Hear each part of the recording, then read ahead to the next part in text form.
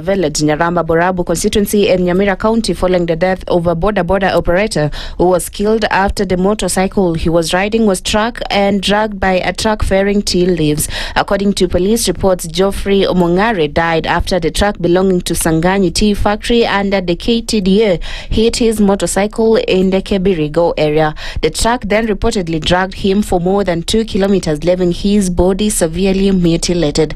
Speaking to reporters, Mongare's sister Jennifer Bosibori mourned her brother and described the distressing moment when the family received news of his death.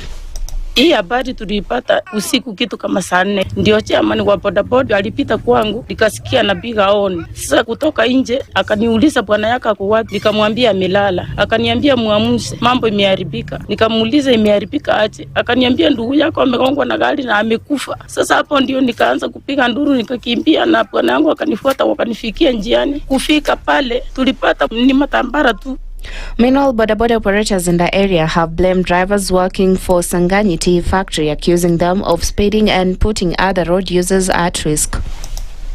Kuna mtu mwingine wa bodaboda tena alikufia huko Kamanya tena na hii kisa hii ya gari ya factory. Sasa kufukia huko na mwingine ndio huyu gari ya factory inagonga yeye atoa yeye kutoka Kebiriko mpaka hapa Nyaramba. Hiyo nataka serikali tusaidie.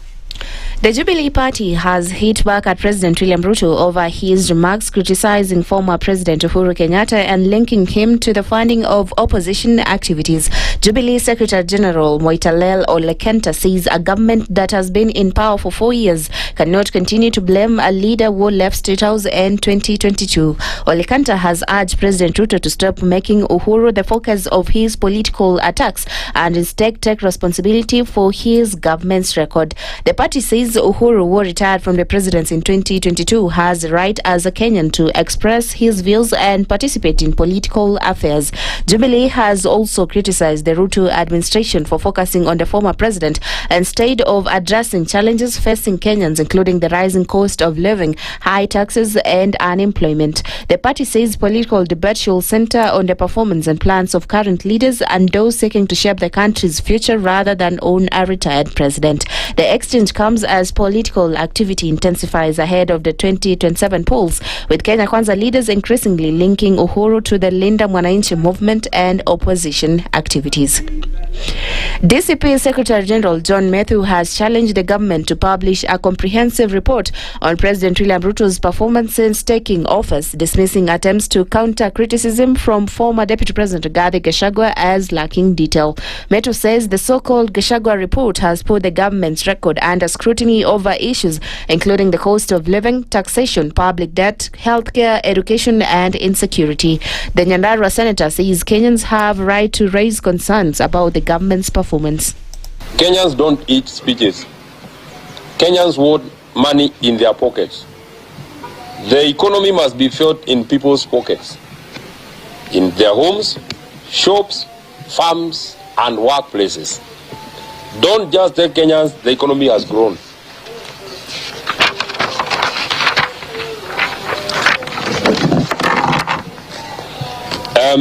Tell us, are Kenyans saving more?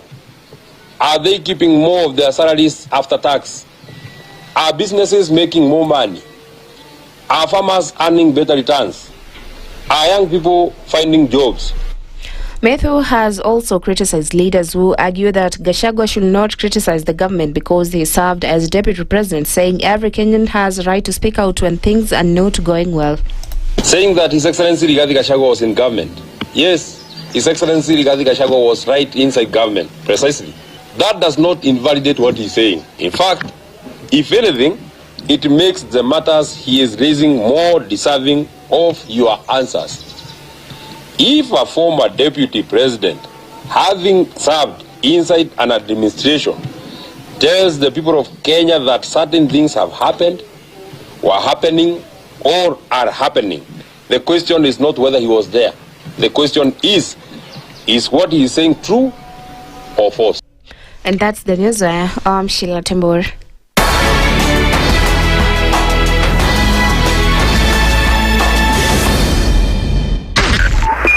102.5 SpiceFM, Kisumu.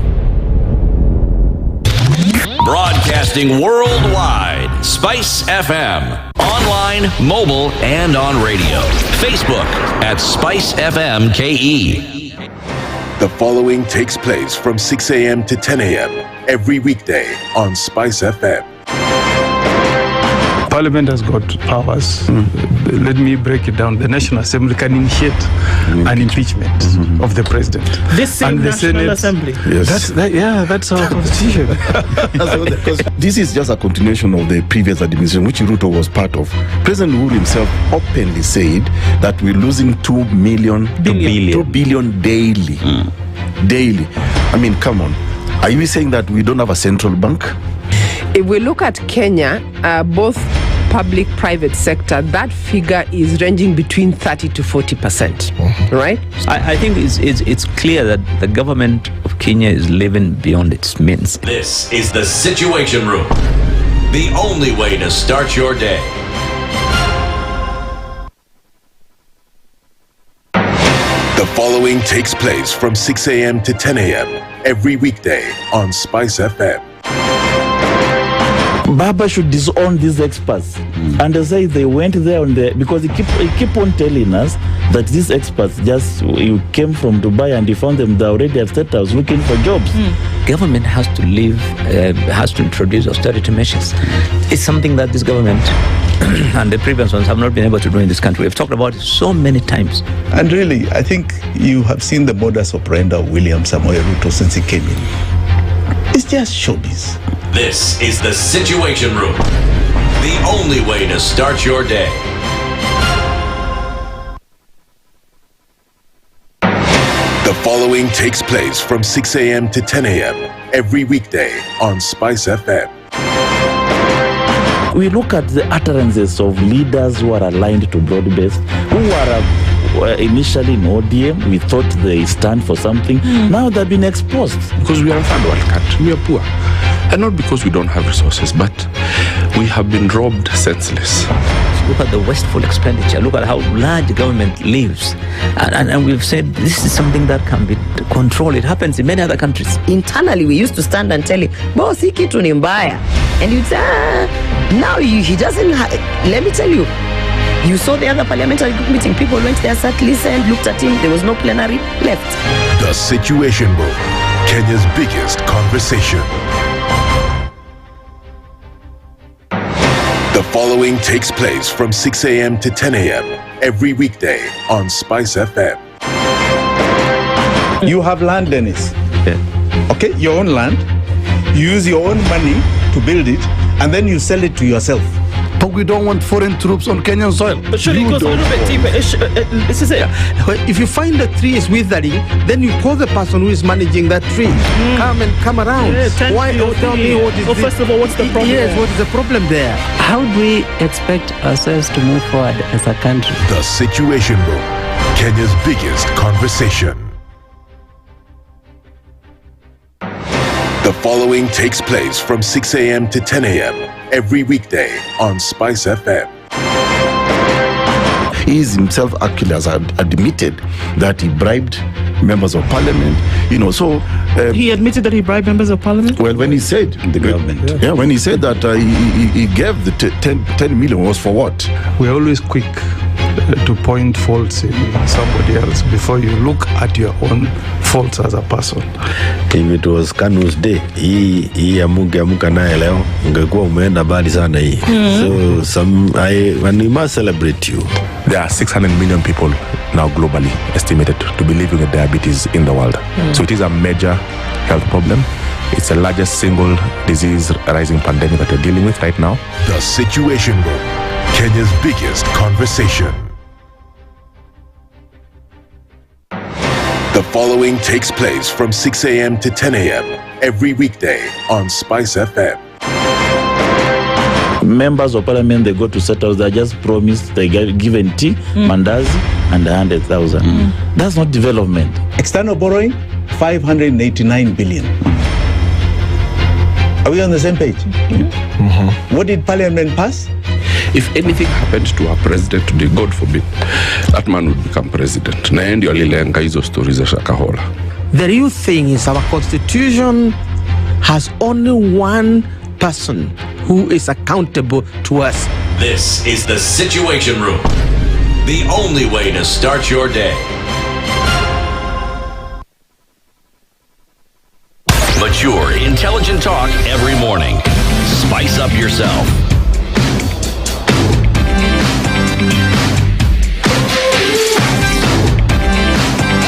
Mornings done right.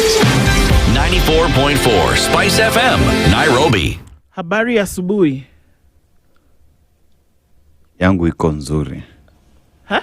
Yangu iko nzuri, yako je? Yako ye, yangu ye. Iko mzuri, thanks, please. Yeah. Good morning. Morning. How are you? Good. Fantastic. Joe Kamanya. Ngoja kwanza sema tena. Joe Kamanya. My name. Oh, very good. How are you this morning? In this land of soda and milk. So, have you had a soda? I can never. You know what? You meant the measured economy. I'm not going to allow that to be the metric I use on my economic status. Yeah. I cannot validate such statements that if I take soda, I'm doing well. Yeah. So I resist sodas. You had resisted them before. Yeah. So then now you just give it an extra reason as to why just continue yes. to resist them. A luta continua. A luta continua. Yebo. I can't find my special pen. Why is that? Probably somewhere in the belly of my bag. I like how you're color blocking. Bag ni ya nini? Alele mtoto. You said you have a bag, didn't you? Yeah. Jibag na bag. Jibag na jag. Don't ask me why I know that tune. That tune. Lord. Yeah. It's Friday. It is. It's the 14th of August. Yeah. In case anybody was wondering, August has 31 days. Indeed. So when you get to the 15th or the 16th, what you've done is that you've clocked half the month. Half the month. Just in case anybody was wondering what the calendar looks like. We are here to remind you that it is August. Yep. Yes, thank you. And August is the 8th month of the year. And it's 4 months away from May. Just saying. Just saying. Okay. Yeah. And 4 more to December. Yes, 4 more months until December. Mutanu, good morning. She sent me, so I know that she's here.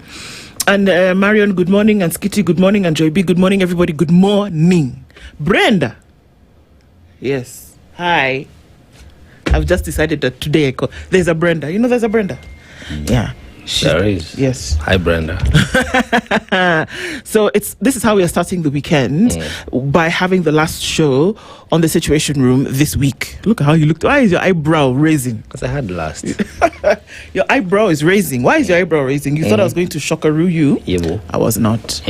Dennis Aseto. Yes. Joe Kamanya. What's your middle name? Kamanya is my middle name. Okay, what's your surname? Should I tell? Yes, I've asked. No, you might know. Okay, what's up us then? I might know other things. M-Pesa me. M-Pesa you there. Look at this con man. So just share the information. I've told you all my names. No, that's sensitive information. Are you a spy? Do you work for Mossad? Like you would say. Like I would say. Like you would say. Yes, so you're not going to tell us? Joe Kamanya is my name. No, there's another one. I'm almost sure. Many others, actually. You have like 6 names. You're like a typical Yoruba man. Okay, sawa basi. And we're here. It could be Oyeyemi. It could be Olufemi. Oyewase. Oluwatobiloba. Things like that. Hey, Oluwasheun. Oluwasheun. Oyeyemi. It could be. All of those could actually be your names. Yes, they could. What's in a name? Good morning, everybody, and Karibu Sana. It's into the second week, complete now of August. And we will have a conversation, a number of conversations this morning, and we'll get into it proper. Yani, just when you think that one thing has finished, another thing comes. As in, it's not just going to be easy street. It looks like it's going to be very interesting going into the next couple of months. It's not over until 10th of August. It isn't, is it? Things will keep coming. Yo, you guys need to realize everybody in the office today is enjoying what we call temporary incumbency by the order of the court. Yes. Yes. So the powers as well have been diminished. The things they should not be able to do. So let's just look at the compliance with the constitution when you are a temporary incumbent. Right. Yes. Muhimu sana. Hey, ikatiba. It's very clear. Hey, my guy. We are well led. by the Constitution. Yes. Because you see that people are trying to call that we need a legislative process. Yeah. It is called the Constitution. And we already have it. You see that thing people are trying to say that we need a legislative process that does not that ensures progressive development for all. It is called devolution. And we have it in the Constitution. All right. So we are well led by the Constitution. Well led. So the temporary employees of this country, please abide by the law. Let me tell you what we'll be discussing today, because I think that those things can come into play as well. We'll start off a conversation at 7 o'clock with the Honourable Davidson Ngibuini. He's the MCA Woodley Kenyatta Golf Course. Well, that's one of the largest wards in Nairobi, actually. We're going to be talking about the trust deficit. Can long-term national visions engage the youth? Can they? Should they? Do they? Will they? Will they? If I tell you that they will today, will they tomorrow? And that's some of the things that we'll be talking about today, when How You Know Him as DNG joins us at 7 o'clock. And then at 8 o'clock, Stanley Kimure is the DCP National Director of Political Affairs, Strategy and Mobilization. We're going to be talking about reshaping 2027. Is it a shape? How does it look like? Is it formless and desolate? Or is it taking some kind of shape? The DCP factor. We're seeing a lot of what is Exodus. You know, the book of Exodus in the Bible essentially was centered around the people of Israel moving out of Egypt. And so is this what we are seeing? Is there a promised land? And as they exit, where are they going? And how does it actually shape the politics getting into 2027? Like I said, we will have a political conversation every day moving into this season proper, and to just have an eye on some of these things, Decision 2027 and all of this, right? And then at 9 o'clock, Olivia Okoh is the Chief Executive Officer of the Commonwealth College of Medical and Related Studies. Seth Panyako is the Secretary General of the Kenya National Union of Nurses. The patient versus medics disparity. Why Kenya's medical professional ratio is fueling the healthcare collapse. What exactly is going on here? A Healthy Friday conversation today goes towards policy. And that's what we'll be talking about today. Voila. That's what it looks like. Karibuni sana. Our live streams are up on YouTube, Facebook, and on X. And a very good morning to our audience tuning in from different parts of the country, the region, and the world. And we're also on KTN. So everybody who tunes in from our different platforms, thank you for being here this morning. All right, we're going to get into a conversation shortly, and also then look into what's happening with the headlines and say hello to you. But before we do that, it's our last day in Islamic Republic of Mauritania. And Kamanya, one thing about Mauritania is the fact that they have so many fishes. And I'll start with one that we were also told is superfood. In other jurisdiction, it is called sardines. They have lots of sardine, mackerel, octopus. Sardines are bigger than those things. It's just a little bit grown omena. It's just the same thing. You know, sardine is a plus size woman of omena. Thank you. Thank you, Kamanya. Thank you for that description. Okay. So, yeah. I don't know that I'll ever get that picture out of my head. But okay. So they are equally rich in gold, copper, gypsum, and phosphate, and iron ore. And iron ore is what as well their train is called. The longest and the heaviest, the iron ore train, which is then used to transport the resources that they do have. But let's go to the proverb that we get this morning. And this one is really beautiful. Mdapenda. The rat that follows the scent of roasted meat into the trap cannot blame the cage of wickedness. Where? The rat that follows the scent of roasted meat into the trap cannot blame the cage of wickedness. Me, I would say bribed voters. If you're bribed to vote, you're doomed. You know, for me, it's about luring. What lures you? What motivates you? What takes you on different paths in life? Always... Every path leads somewhere. So whatever lures you along that path, just remember it is taking you somewhere. So if the motivation is not intrinsic, is not you, is being inspired by other things outside you, then you're not the one in charge. So wherever you get, it is not a destination you chose for yourself. So please, take paths that you clearly know where they are leading. And Okoh, how would you interpret it?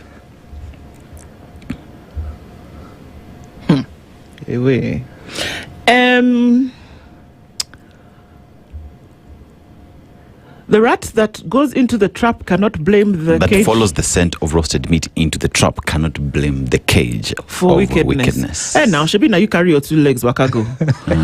Yes, no.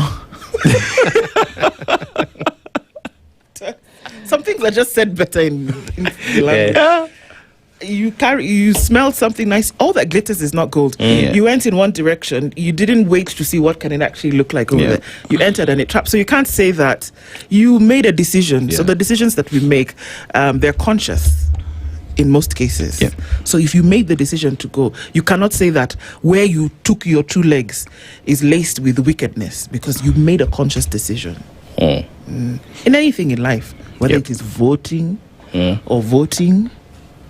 You see, in life, each and every single person has their red line, and you don't cross them. Don't touch me. You touch, you're beaten up. You crossed the red line. You get what I mean? When someone tells you, I'm not interested, and you keep on pushing it, whatever happens after that is on you. You will not blame the hand that slaps you simply because you asked for that slap. Capish? Capish. Hey, sawa. All right. Kwa hivyo, wacha tusalimie watu. Okay. Where's everybody this morning? Tell us where you're tuned in from, and let's say hello to you this morning.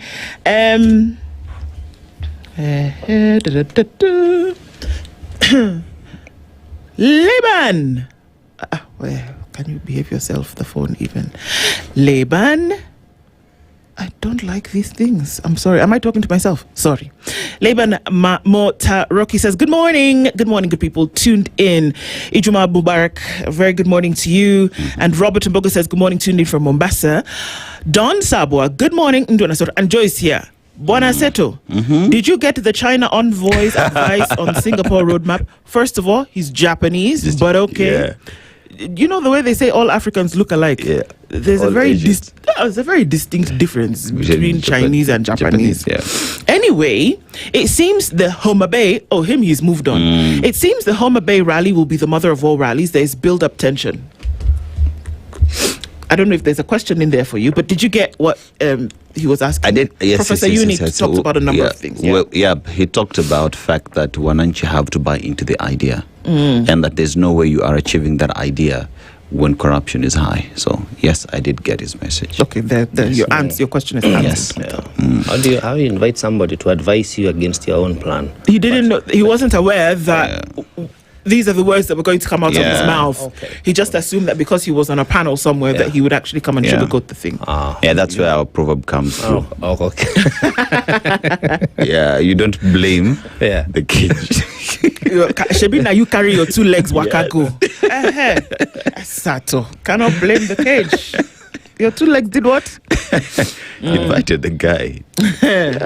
Michael Olanda says, good morning from the land of 1,000 hills. A very good morning to you. Peter Chiari is tuning from Mombasa.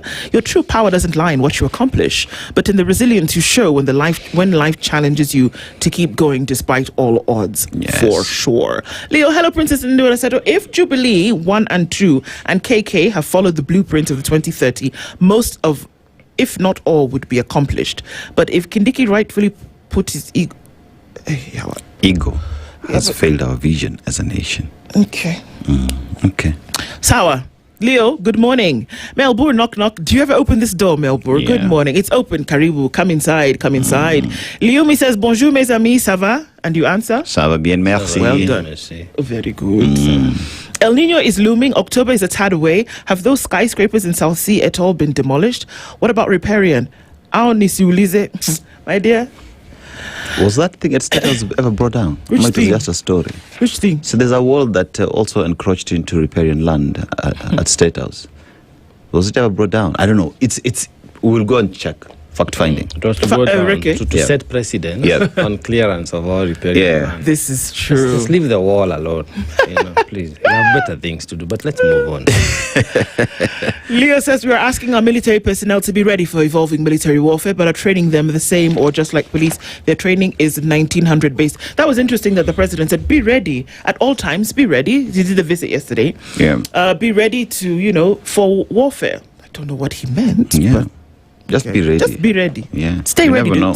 But could be going to Haiti or anywhere. Yeah. Okay. So there are many things. Okay. All right. Kennedy Nyanja says, good morning, pretty Nduh and the handsome Aseto Allah. Leo Nicolot, can't wait to join the show. Much love from Dubai to all Spicers. Good morning to you. Eric Nganga says, good morning, Spicers. Ruto's remarks towards Uhuru shows bitterness, anger, and self-denial that he failed when he was in government for 10 years and he's failing as a sitting president. Oi, okay. Christina says, good morning. The weekend has started. Stay safe. Our police officers have decided to wear baklavas like thugs. You might know if the person who'll stop you is a thug or police cause or a thug. Yeah. Okay. Kimiak. Running for 2063, planning rather for 2063 without implementing 2227 manifesto is noise from an empty Debe. And that Debe is our current executive. Best believe when I tell you that nothing good will come out of the Kenya Kwanzaa administration. Kimiak, good morning.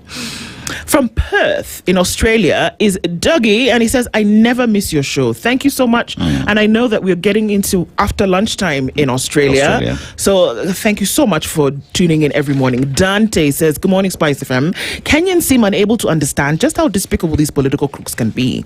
Sun Tzu is quoted as saying, an evil man is willing to burn down his nation to rule over the ashes. Yeah. The 2000 why is this 2060 discussion coming right after the Malindi Court declaration that elections should be held this year in August 2026 and not next year? Ask yourself why. This feels like a distraction. I know what it feels like to me. But I'm a good girl today and I'm going to, just follow the yellow brick road. Remember BBI? I'm just asking. Do you remember BBI? Yeah. Okay. Good. Building Bridges Initiative. Another political distraction, a campaign. Just around the campaign. Yeah, you have to ask yourself exactly what's going on. The president did, though, however, say that this has nothing to do with the election next year. Yeah. Believe at your own peril. Yeah. Yeah, okay. Let me just walk into the cage. Let me just leave it there. Yes. Beja says, good morning, Kenya, the Situation Room, following from Paddington in London in the United Kingdom. A very good morning to you. Erica War is also tuned in this morning, says, good morning, guys. Nashan Gugi says, good morning. Nduh and Joe, Juma Karima Aseto. Juma Mubarak. I like what Mamdani is doing for NYC. He walks the talk. Sad won't ever be president. Well, this is what public service looks like and not dishing lip service to the elected. Love from Arizona. True. Henry Accepted says, good morning, Spice family. The day looks good. Joe Kamanya. Joe Kamanya is one person. There's not Joe and Kamanya. Let me be two people. Okay. Okay. You want to be two people? Let me be. That's a new song. Sour. Need to learn it. Okay. So let me be. If they have decided I am two people, I am Joe on the left, Kamanya. I'm Kamanya on the right. Ni sawa. Yes. No problem. Yes. Hi guys. See, they are my people. Okay. Hi guys. Hi cousins. Yes. Join Kamanya. No.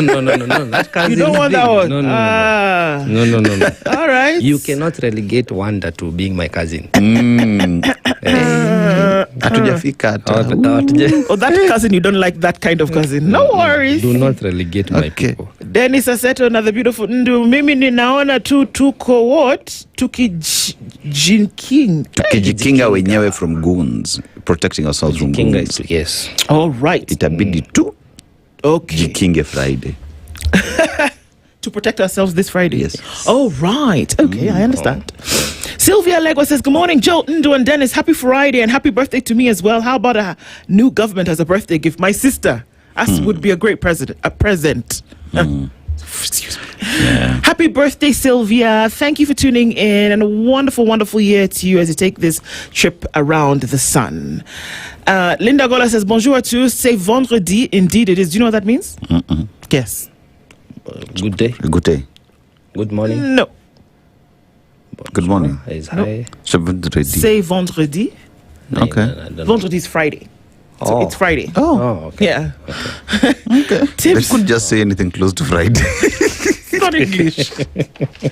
Lundi, mardi, mercredi, jeudi, vendredi, samedi, dimanche. Those are the days of the week en français. Samedi is close to Saturday. No, it's close. See? Not too bad. Tips Muga says, good morning, SpiceFM team. Heads up, there are 20 bills that need proofreading. Keep an eye on the legal metrology bill 2026. Oh, okay. I'm going to have to look for that. Yeah. TGIF and have a healthy weekend to you too. Sospita Kimani says, Good morning, Spice family. Wanda says it's Friday, so can I ask a fun question? Sure. If you could instantly master any skill, talent without practicing, what would it be? Dealing with BS.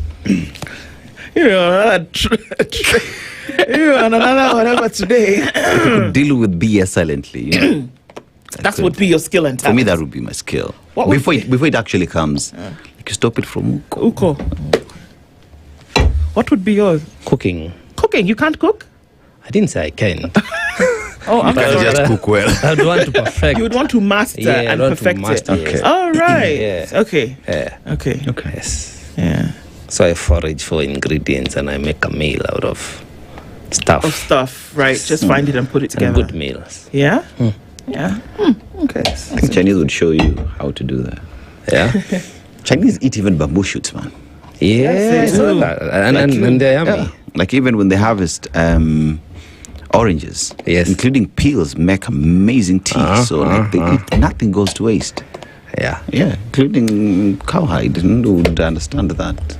It's pomo. Yeah, that's very sweet too. Yeah. Pomo. Yeah.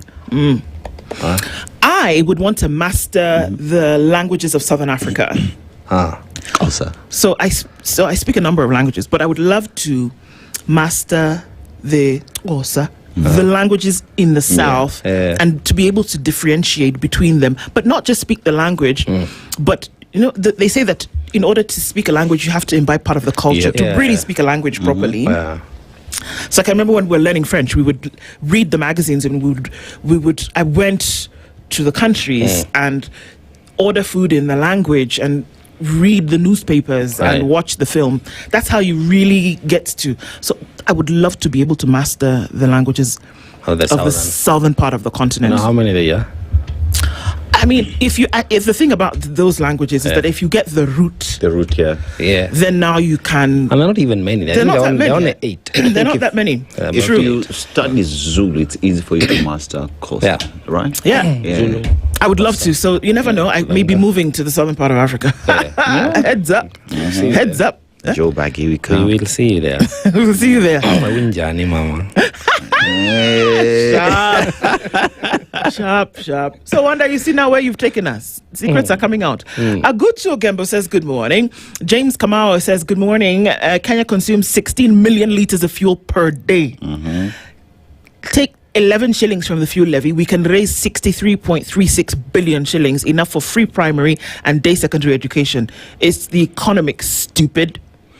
Do we do more fuel than sodas? Just checking. Just checking. Well, the economic indicators of, progression is, drinking of a soda. Right. So if somebody would stand in broad daylight and make this pronouncement, it could be that in actuality, a lot of people are consuming this refreshment. The other day as opposed to fuel. The other day I was having a conversation with someone from ISPAC, and I asked what does F in the FCPA means. So it is fellowship. So it is a recognition. Careful. It is a recognition for someone who's done something momentous in that space, so in the accounting. But in this case, I think the fellowship we're talking about is... It was a fellow ownership. In this case, it was a fellow ownership. The Lord. That is the fellowship. You should consider securitization of some fee, some amount from the sales of sodas. Yeah. Like we've done with oil. That too.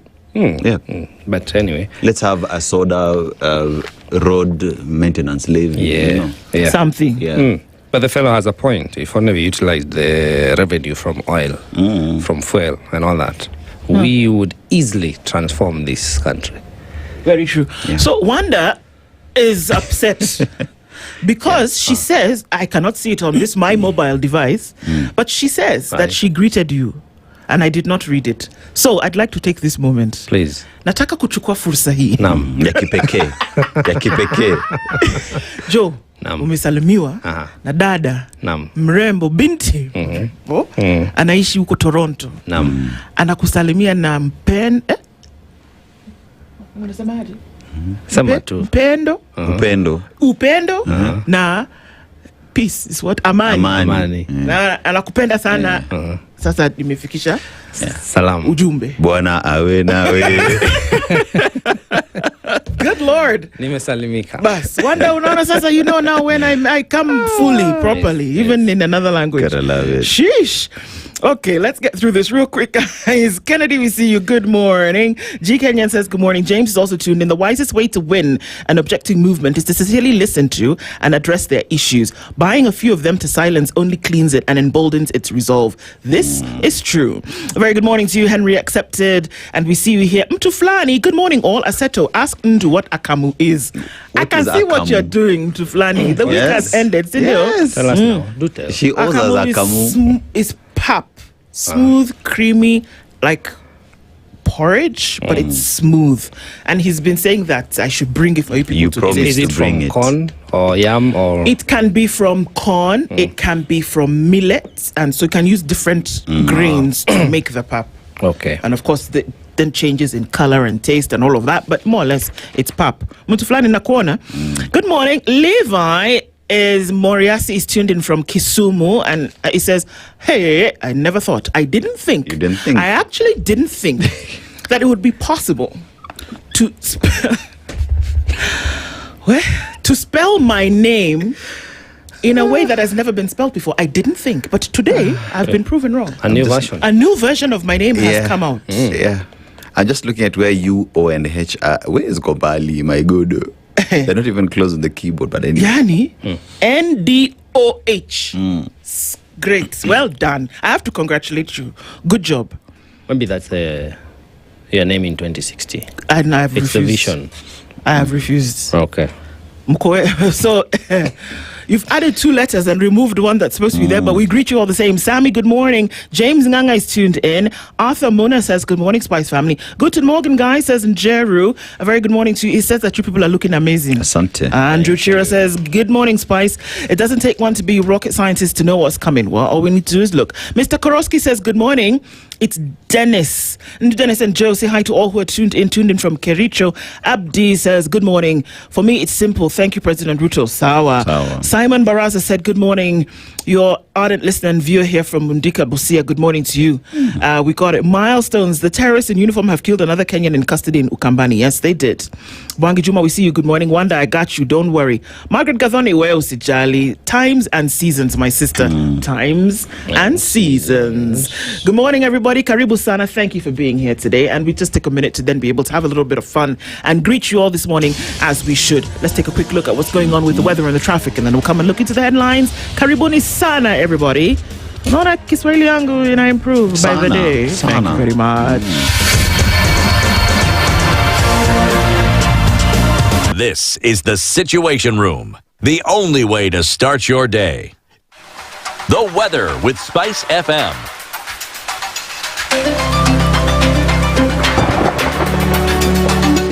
All right, so partly cloudy conditions in Nairobi at 11, going up to 12 in a short while. It's mostly sunny at 14 into Nakuru and 11 in a partly sunny Nyeri. It's 13 and mostly clear in Eldoret, while Kisumu is cloudy at 20 and Kakamega is cloudy at 16. Mombasa 23 is mostly sunny, and in Malindi it's cloudy at 25. 17 and sunny conditions looking into Marsabit.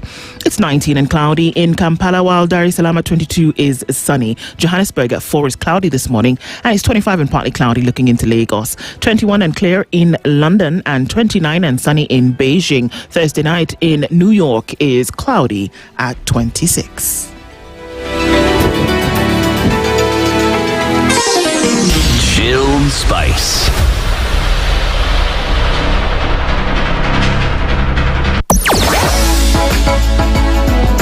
Sugar and spice and everything nice.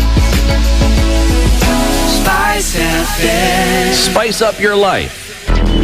Traffic.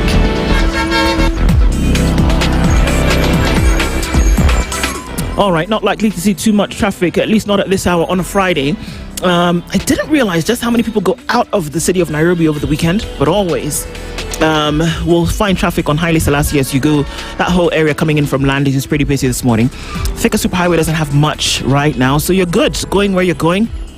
Just a smidgen of that as you get off of the Pangani underpass. It's looking good on North Airport Road coming in towards Cabanas, heading out towards Embakasi. The southern bypass looks pretty good and it's moving along on Gong Road. Also coming off of Waiaki Way through into the city, in and outbound traffic moving smoothly. Let's talk and keep it just so. Spice FM KE on X, hashtag The Situation Room. Habari ndio hii. StarTimes tumejiamulia kukupa raha bila limit. Mwezi huu wa Agosti, lipia subscription yako wape watoto holiday iliyojaa cartoons, adventure na raha tele. Tazama Magical First Discoveries kwenye Baby TV. Enjoy Princess Doremi na Super Wings kwenye ST Kids. Cheki Fireman Sam na Thomas and Friends kwenye Jim Jam. Kisha upate action ya Avatar The Last Airbender kwenye ST Tunes. Nunua aerial decoder kwa shilingi 1399 na dish decoder kwa shilingi 2499 kwenye maduka yetu nchi nzima. Piga *858# na urecharge subscription yako kuanzia shilingi 329 kwa nyota ama shilingi 549 kwa Nova Bouquet. StarTimes, furahia maisha kidijitali. Mature, intelligent talk every morning. Spice up yourself. Mornings done right. 94.4 Spice FM, Nairobi. At 19 minutes to 7 o'clock, into the Situation Room this morning, and we're taking a look into the headlines, and we're going to start on Kenya's world newspaper, The Standard. Road to the election 2027 crumbling, kind of like a cookie. Okay, it's what we're being told on the headline today. And the number of people in this picture, UDA is falling apart, is what the headline says. With less than a year to the 2027 general elections, President Ruto's UDA is facing a growing wave of defections as politicians abandon the ruling party amid claims of broken promises, political exclusion and frustration with its leadership. MPs Gabriel Kakombe and Muthoni Marubu are the latest to quit, while ex-DP Gachagwa's DCP has attracted scores of leaders, particularly from Mount Kenya. The exodus has exposed deepening cracks within UDA, with senior leaders warning the party is losing ground. As politicians scramble for new political homes, the shifting alliances signal a bruising battle for control ahead of next year's contest.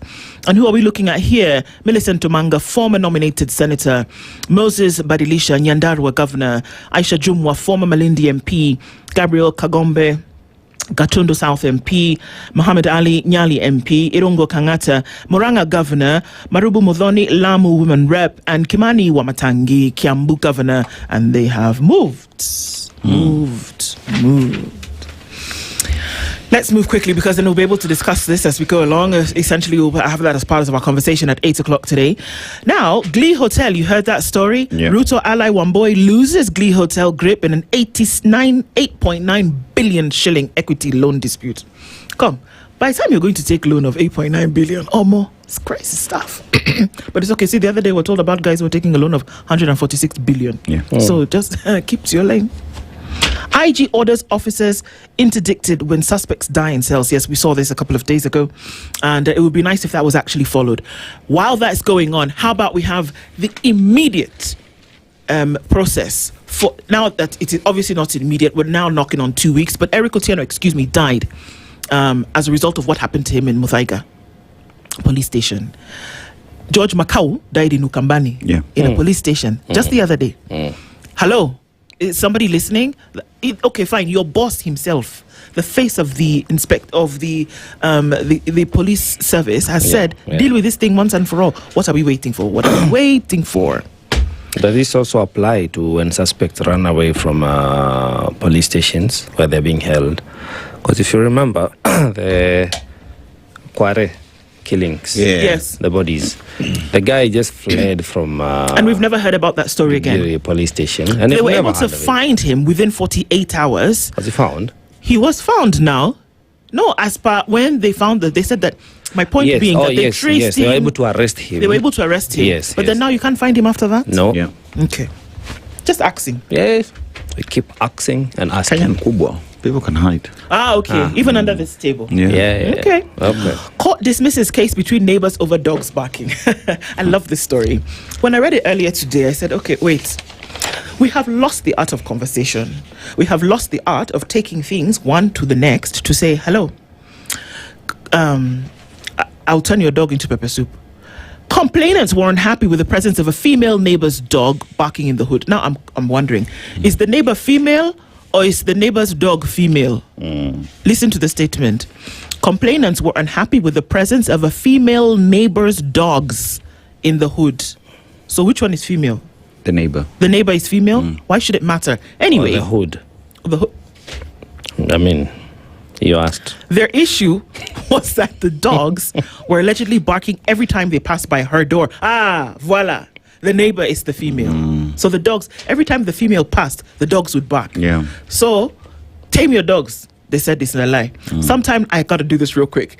The Environment Court received a rather intriguing dispute. Naomi Achieng and Jet Scoresman sued Kathy Kilonzo. You know her?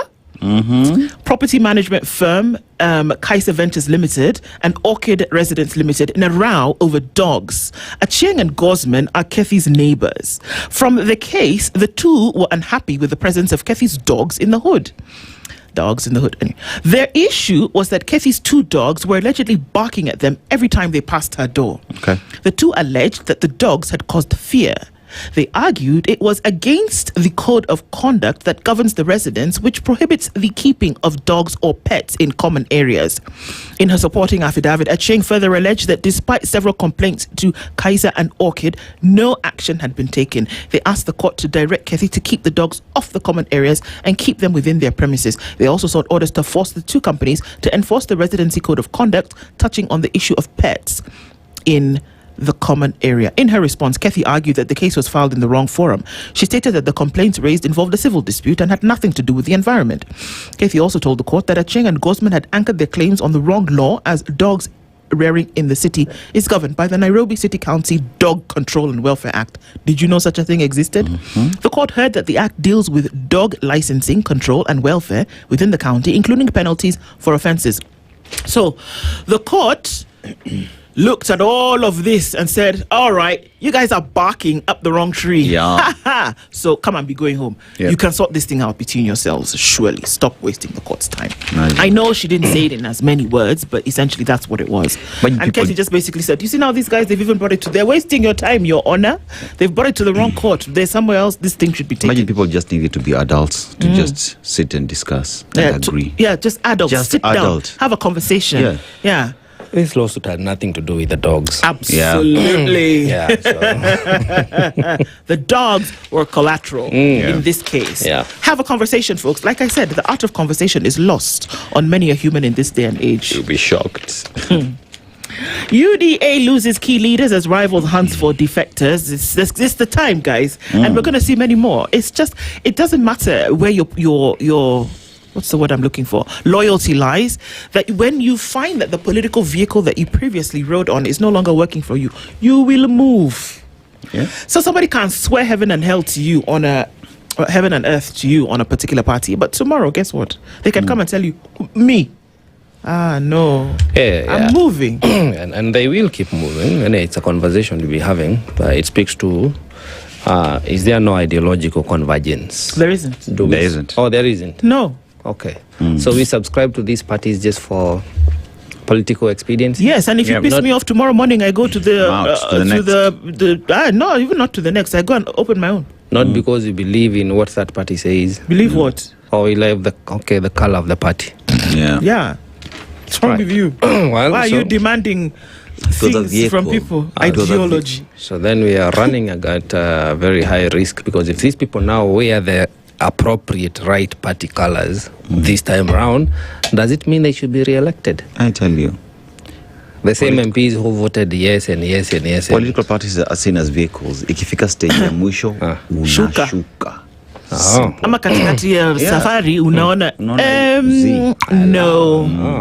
I love the coming days, because these conversations will be hot. Important. We must interrogate. Questions as Kindiki Mudavadi allies miss in ODM UDA talks, really. Ruto's 2060 vision bid sparks legal debate. Of course it was going to come. And MPs passed public participation bill years later. It's so funny that now is when they've passed the bill. But supposedly, public participation has been happening in this country. Yeah. But, you know, whomsta you? Senators raise concern over KICC's poor state, as in they've looked at KICC and it's not doing too good. It needs a facelift. Okay. Cash-strapped Ruto government back at the at the IMF for the begging bowl. So they said, yeah, before you gave us conditions, we didn't follow them, but I beg now. Please just give us something. Understand us where we are coming from. Needing projects. Yes. Peter Kimani is in the Seriously Speaking this Friday and talks about a number of things and talks about the walls of Kilgoris and the parable of the divide between the rich and the poor. That picture is emblazoned in my mind. Yeah. For sure. Love it or hate it, Gachagua is currently Ruto's co-president. That's an opinion this morning by Mushiri Karaja. And get yourself a copy of the Standard newspaper or the Standard e-paper, www.standardmedia.co.ke. Pulse is in the Standard today. That should be fun. East Africa's finest collide in a hunt for regional honour is what we're looking at in the sports pages. And KCB is chasing Kabeberry 7th history. The rugby circuit gets back into action with that. All right. Let's go to the Daily Nation real quick now. Governor's race against time. Why? Now, first-time county chiefs seeking re-election skew budgets towards highly visible projects to fulfill key campaign pledges made since 2022, even as some shift political loyalties, with the opponents intensifying the push to oust them. The latest approved spending plans focus on sectors that target voters in the grassroots. One asked the question, Wananchi needed this development 4 years ago, not today.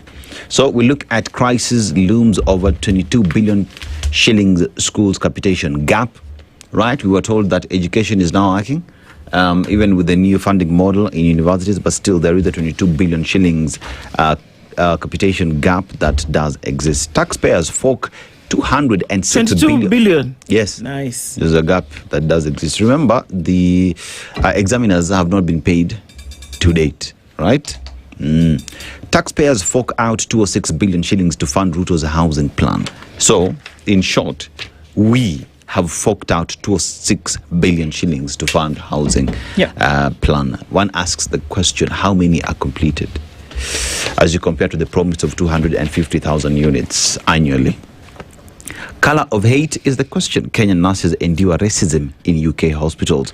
Kenyan nurses recruited to ease Britain staff shortages are facing racist abuse from patients and colleagues.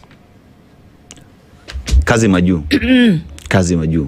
One asks the question again. I love asking this question. You've asked this question? Yeah, one asks the question, what is government doing to protect its resource that is outside the country? Because every other time we say, foreign exchange from Kenyans living in diaspora, Ikoju, how are you protecting them? Because here we're being told they are being mistreated. Sasa nimefacilitate kazi, upate kazi, alafu tena sasa ni kumanage. Yes, you must protect me. Ama mimi si Mkenya nikifika Maju. Ama ni kazi ngumu. Tulikupatia kazi na tena sasa unataka tukulinde. Inafaa unilinde. Board registers 7 semaglutide drugs amid obesity rise. Yes, 7 semaglutide drugs amid obesity rise. We're not having conversations on quality of food in the country. We are here being told that soda, which we know plays a big role in the economy. Obesity. Obesity, but that is our measure of economy. Capish? YouTube raises bar for creators seeking full monetization. YouTube is raising the bar for Kenyan content creators and artists seeking to earn money on the platform, with the new monetization requirements set to take effect in February 2027. New creators applying to the YouTube Partner Program will need 1,000 subscribers and 8,000 valid public watch hours in 12 months, or 20 million valid public short views in 90 days to qualify for short monetization. In short, wanasema kazi itakuwa ngumu for you to get monetized on YouTube. So perhaps a conversation as well, especially when we see that majority of YouTubers have gotten into the tax bracket, which they have opposed for a very long time. Kenyan academic wins 103 million shillings US grant for African vegetable venture. So that's what we have. Governor's race to finish projects as elections near has been expounded in page 4. And on page 5, Pro-Ruto Mount Kenya defectors face trap. What kind of trap? Politicians fleeing UDA face loyalty test. Party primaries, resistance from grassroots members who remain loyal to Gachagua. Hata mkikuja DCP, we will still ask you, mbona huku move na Gachagua? In short, that's what we're being told. Your loyalty to Gachagua will be questioned. Let's look at the star. Kamanya. Ibo. The star, yes. The star is starring. Siasa says opposition should challenge New Vision 2060 with hard facts, not just pure rhetoric. You know, kama hauna agenda, kama hauna utakubalizia asubuhi na mapema. So he says, yes, the opposition should challenge the new vision of 2060 with hard facts. The story continues on page 10. A man says, I was forced to drink petrol before they set me on fire. That's a young man from Kirinyaga who was suspected of stealing a mobile phone. Unfortunately, he's nursing, I think this could be third-degree burn wounds. Then the exam assessors, they face strike ban in proposed law before legislators. Why? Teachers involved in the management of national exams and assessment could soon be barred from going on strike during examination periods. I thought that was really funny. Oh my Lord. Says a proposed law before members of the National Assembly seeks to introduce tougher new controls on management of the country's examination system, where teachers play a central role. The story continues on page 6. It'll be interesting to see how that develops. Page 8 of the Star says ODM and Linda Mwananchi trade barbs as battle for Nyanza intensifies. ODM and Linda Mwananchi leaders have escalated their war of words ahead of the high-stakes political rally planned by the Nairobi Senator Edwin Sifuna-led movement in Homa Bay on Sunday. Linda Mwananchi leaders have accused the ODM wing of plotting to disrupt their meeting, claims that have been rejected by ODM leaders. The growing confrontation has exposed an intensifying battle for the control of Nyanza following the death of the former ODM Right Honorable Raila Odinga. I think these are just two siblings, because ODM and Linda Mwananchi, they're the same. ODM, part of it is now with the outgoing President William Ruto. We know Linda Mwananchi is now with the former President Uhuru Kenyatta. So let them struggle. Let them continue. More stories. That continues on page 8. Prepare for wars off the battlefield. Ruto tells KDF. President William Ruto presides over the pass-out parade of more than 5,000 recruits of the Defense Forces Recruit Training School in Kamagut, was in Gishu County on Thursday, which was yesterday. Page 2 says MP Kapondi denies claims of guns found at his home. More leaders defect. The former vice president, while viewed as one of the front runners for the opposition presidential ticket, I don't know by who because he's impeached. Those are my words. He has struggled to dominate the political conversation. That struggle must continue. We are led by the Constitution. If you're impeached, my friend, please assume your position correctly. Treasury races against time to lock in 5.3 trillion shillings election year budget. Time is running. Now, there is a story which is somewhere at the Nairobian. He says, a date is not a sex contract. You have 1 minute, but Yes. this seems interesting. That is on page 17. A date is not a sexual contract. Really? Yeah, you should know. Then there is another one I want you to go and read after. Where did it go? Where it is saying people are in relationships but they do not know. No. I need to. Please repeat. Yes. It has disappeared. It is saying. Please repeat, underline, and bold. Please look for the Nairobian. There is a story saying here how. Why am I tearing you apart? It is talking of Gen Zs who are in situationships. Where is this story? I was just reading it now. They are in situationship, but they do not know that they converted into a relationship. So later on, they find themselves. Yes, it is there on page 22. It says, trapped in situationships. The Gen Z dating trend is breaking more hearts than breakups. I read to you. There was a time when relationships came with labels. You are either dating or you are not. Boyfriend or girlfriend. Fiancé or fiancé. Husband or wife. The milestones were familiar. And while every relationship had its own challenges, there was rarely confusion about where people stood. Lastly, parents knew when to ask, so when are we meeting this person? Friends knew whether to reserve an extra seat or dinner. The story continues. The guy says here, at some point I realized I was acting as though I was in a relationship, but we had never actually said we were. I assumed we were moving towards something because everything about the way we interacted felt like a relationship. Okay. That's a very interesting story for someday. Let me tell you, Juliet Omelo. Gia. Inaitwa nini that uji? Akamu. On my beat. It's interesting. Wololo. So, that and many more stories. Sisemi. Grab yourself a copy. The latest news from around the world. 94.4 Spice FM.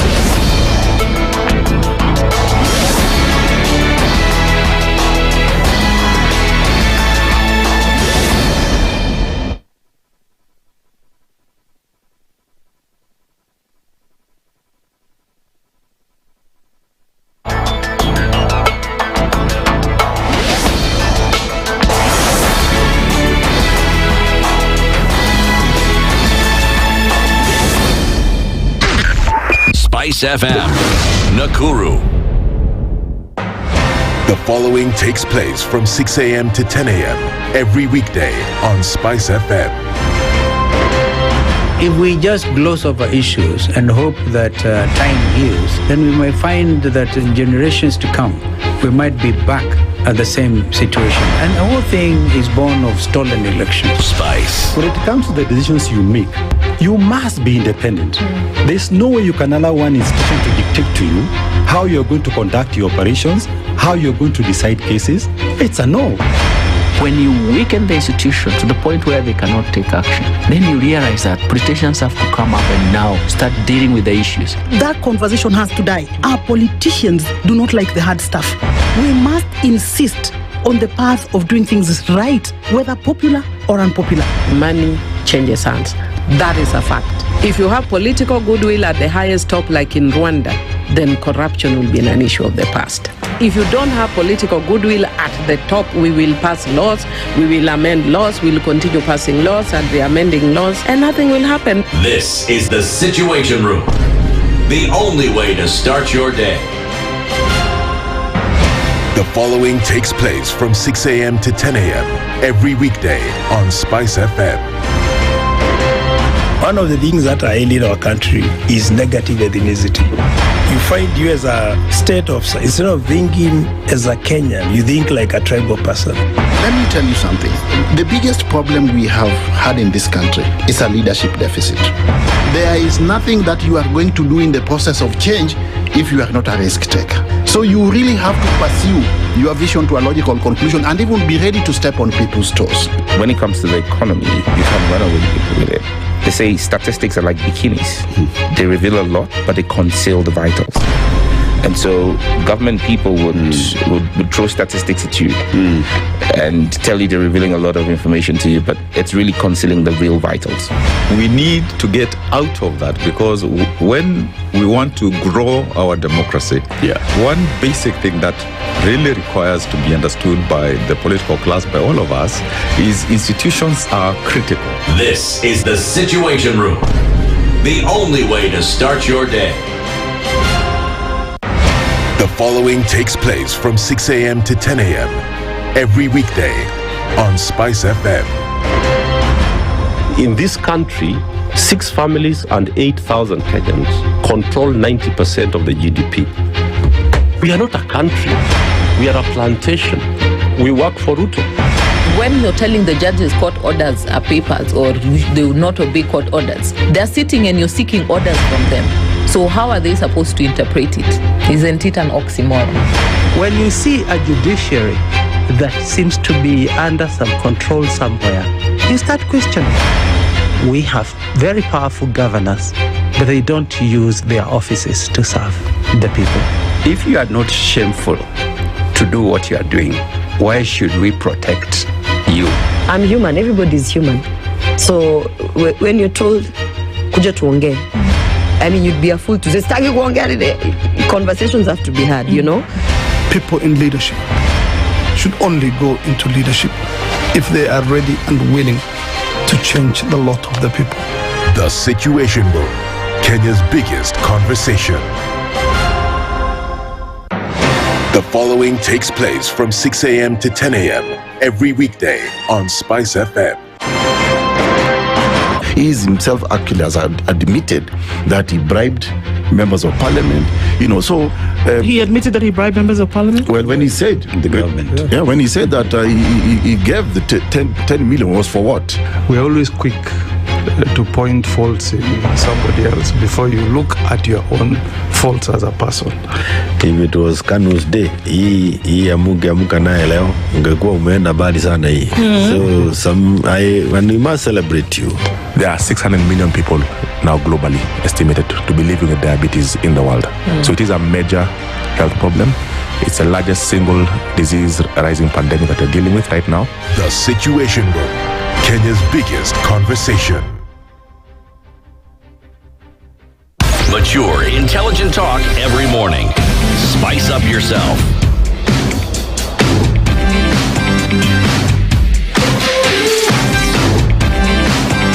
Mornings done right. 94.4 Spice FM, Nairobi. A very good morning to you. It is now 6 minutes after 7 o'clock on this 14th day of August. And we get into our next conversation, or rather our first conversation for this Friday morning. And we're going to be looking at whether there is a trust deficit, and if there is, are the long-term national visions engaging the youth?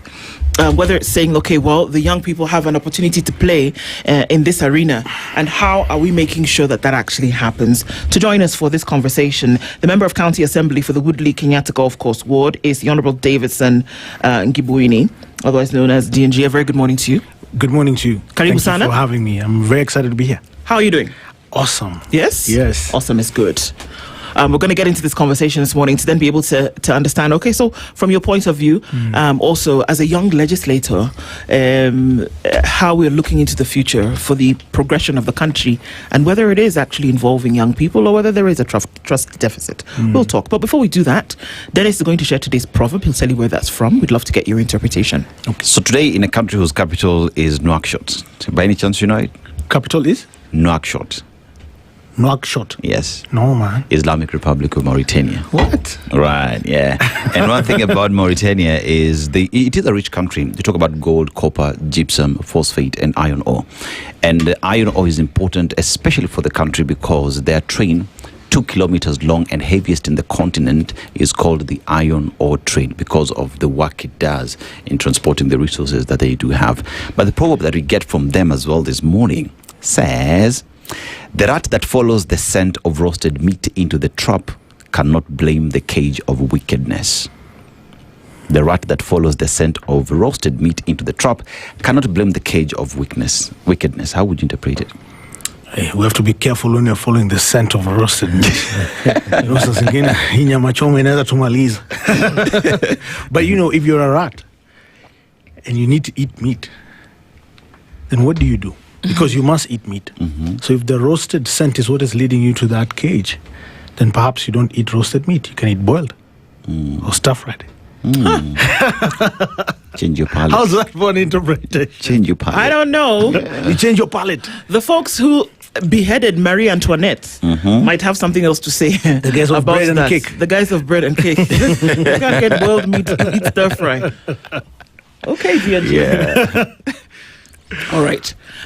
Even as we get into the conversation, and just then to be able to understand, is there a trust deficit in Kenya at the moment? And if we look specifically at young people, whether they be current leaders or would-be leaders, because what we're saying now is that if you're looking for proper governance leadership, then you have to populate the spaces whereby there is an opportunity to lead. Offer up yourself, essentially, is what people are being told. Correct. But is there a trust deficit for people to say, well, if I'm going to get into this, how am I sure that I will actually then be given an opportunity to do it right? It's a loaded question. I think trust deficit does exist. How do you get an opportunity to do it? You're fighting against a system that has been there for donkey years.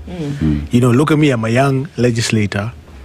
taking on the bull by the horns, fighting against my own governor's incompetence and non-performance and non-delivery of services. I seem to be alone in that ring in an assembly that has 124 elected members, whether elected by the ballot or elected via special elect or nominated by the party. So it's not easy. It takes a lot of grit. It takes a lot of courage. You go against the terrain, against the grain. You ruffle feathers that perhaps you shouldn't be ruffling in their perspective. But that is the job. Because if we sit here and say we want a better country, that we want better services for our people, that we want better utilization of the resources that are provided through the taxes and levies and permits and rates that our people pay, then something must be done differently. That is it. And you see, for young people, these opportunities are not given. There's the perspective that we should be given because we are young. No. Youth is not a disability. It's not a special condition. Not a special condition. Okay. I mean, you have to take it. Power is taken. It's not given. You look at it, and you look at even the National Assembly, or pretty much the political class as we sit right now, and it is considered to be relatively young. Like the age is set at around 49. But that notwithstanding, you look at how the political class has been moving, their legislators have been moving, and one asks the question, at what point did that trust that was given by especially the young people, especially the current government that we're speaking about, forget the people that put them in, that today guys are just like, no, they're not doing anything. There's a serious issue. If you look at the Gen Z demonstrations, the issue they took with their legislators specifically was that the legislators didn't listen to their views. And you see, we talk about public participation. We say that for you to be able to air your voice and to air your grievances, you should participate. But public participation, in my opinion, is not just going to a forum in a town hall or in a social hall somewhere in a sub-county and saying, I don't want this finance bill.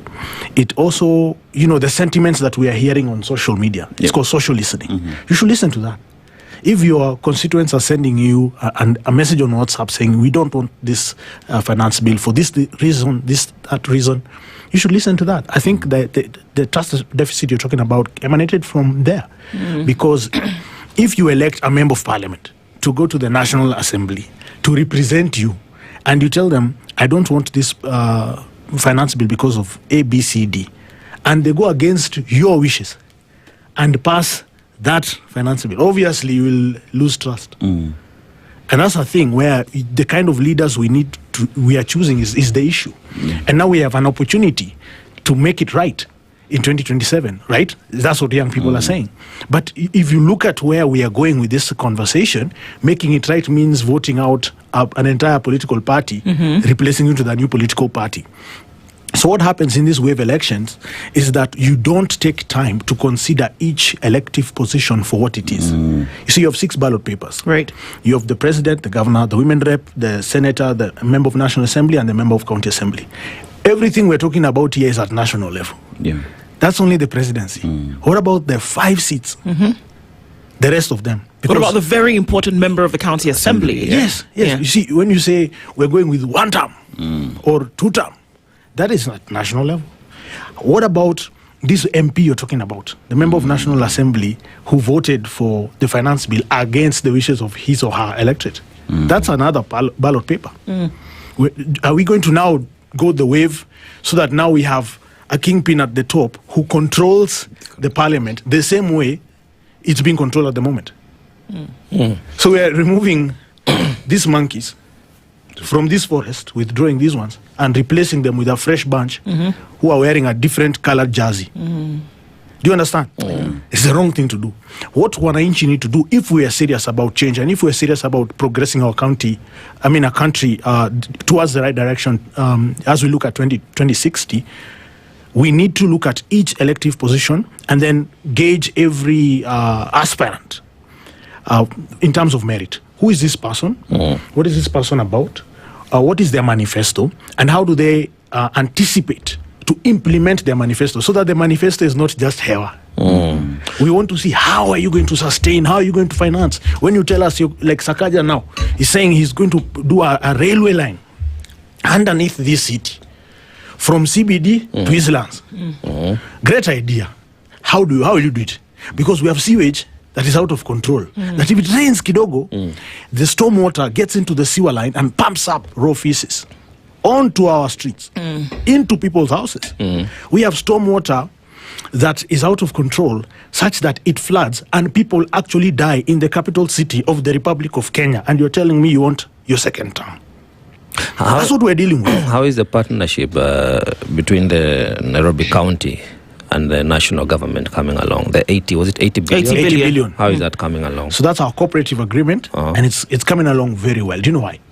Everything you see in this city from a developmental perspective at this moment, if you go to CBD, towards Mombasa Road, or coming from Mombasa Road, because this is where your office is, going back to the CBD, you will see the roundabouts have been expanded. You will see the drainages are being dug up, and infrastructure development is taking place. All that is national government. Well, and why I say it's going well, but that was happening before everybody ponied up this 80 billion shillings for this new thing. So road rehabilitation and improvement is an ongoing thing. Yeah. But now we are getting specific resources for Nairobi and for our 85 wards. Why that's a big thing for us is because the county government of Nairobi was not doing that. In the financial year 2025-2026, that ended June 30th of this year, the entire 1 year, the governor did not tender a single ward development project.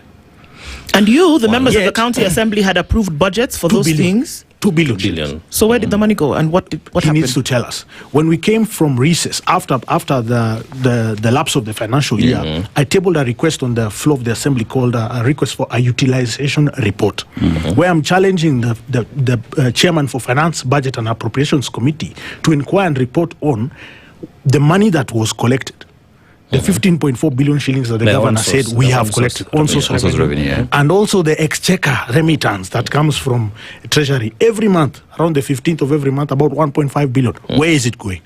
Because if you say we have collected 15.4 billion, yet you've not tendered a single ward development program, and these are the programs where you see equitable distribution of resources in each of the 85 wards that go into infrastructure, things like drainage, stormwater drainage, road rehabilitation in our wards. Wachana hii you are seeing CBD, because that one is where the governor is concerned about. The rest of the 84 wards, because CBD is one ward out of the 85, the rest of the 84 are rotting.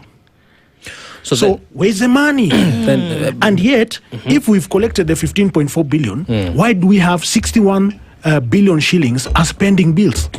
So beyond asking where the money is or where the money has gone, and I hope you get a response. Yes, I'm going to push for a response. How is it a good thing, this corporate agreement? Because once we say it's a good thing, then we are cementing pilferage. Already we are saying money had been allocated by the county for development. And then the national government comes and pumps in more money, 80 billion, on the same project that had been allocated resources, but they were not implemented. Are we not cementing corruption here? So it's a good question. So we're in a catch-22 because you remember, and you saw me on the front line pushing for the impeachment of the governor. It was not personal. It's because we know he's incompetent. We know that Governor Sakaja is unable to govern this city. He does not care about infrastructure development. He does not care about our ward development programs. He does not care about paying suppliers, contractors, and service providers in this city. He only cares about himself and his stomach. And the stomach of the people around him is cronies who misadvise him to do the wrong thing. So, yes, you are right that we are cementing the pilferage and the incompetence. But what do we do? Because when we went to impeach him, the intervention was done by the president and by the late Raila Amolo Odinga. The majority side of the assembly and the minority side. We could not take on a head of state. It's not possible. And Azimio MCA cannot speak against Raila. Could not. Let's be honest. We must be honest with ourselves, and we must be pragmatic. Art of War by Sun Tzu says you must see how you'll achieve victory if you start a battle. We could not win it. So now where are we? We are where we are because we could not impeach the guy. He had 2 aces of spades. Yes. He had a great hand. He had Baba and he had Ruto here. Yes. And he knew that if it comes to the impeachment, he'll unleash these 2 cards. And these 2 cards will quite a storm. And that's exactly what happened. Luckily for us, out of that pushback, because I was seconding that welfare agenda at State House, and I remember addressing the head of state, and I told him these issues we are raising about Governor Sakaja are not personal. They are very serious administrative issues, where this guy simply refused to perform. And out of that is how the cooperation agreement was born. And the president said that he would settle Nairobi's issues or sort out Nairobi's issues from his end using his own budget. So the money is not coming to the county government. It does not come to our account. Because if it came, it would be eaten like the rest. So all the procurement for all these roads, like now, apart from what you're seeing in CBD, there's also 1 kilometer of roads going to each and every ward. And these are projects that have been initiated and submitted by the area MCAs. We have a lighting program.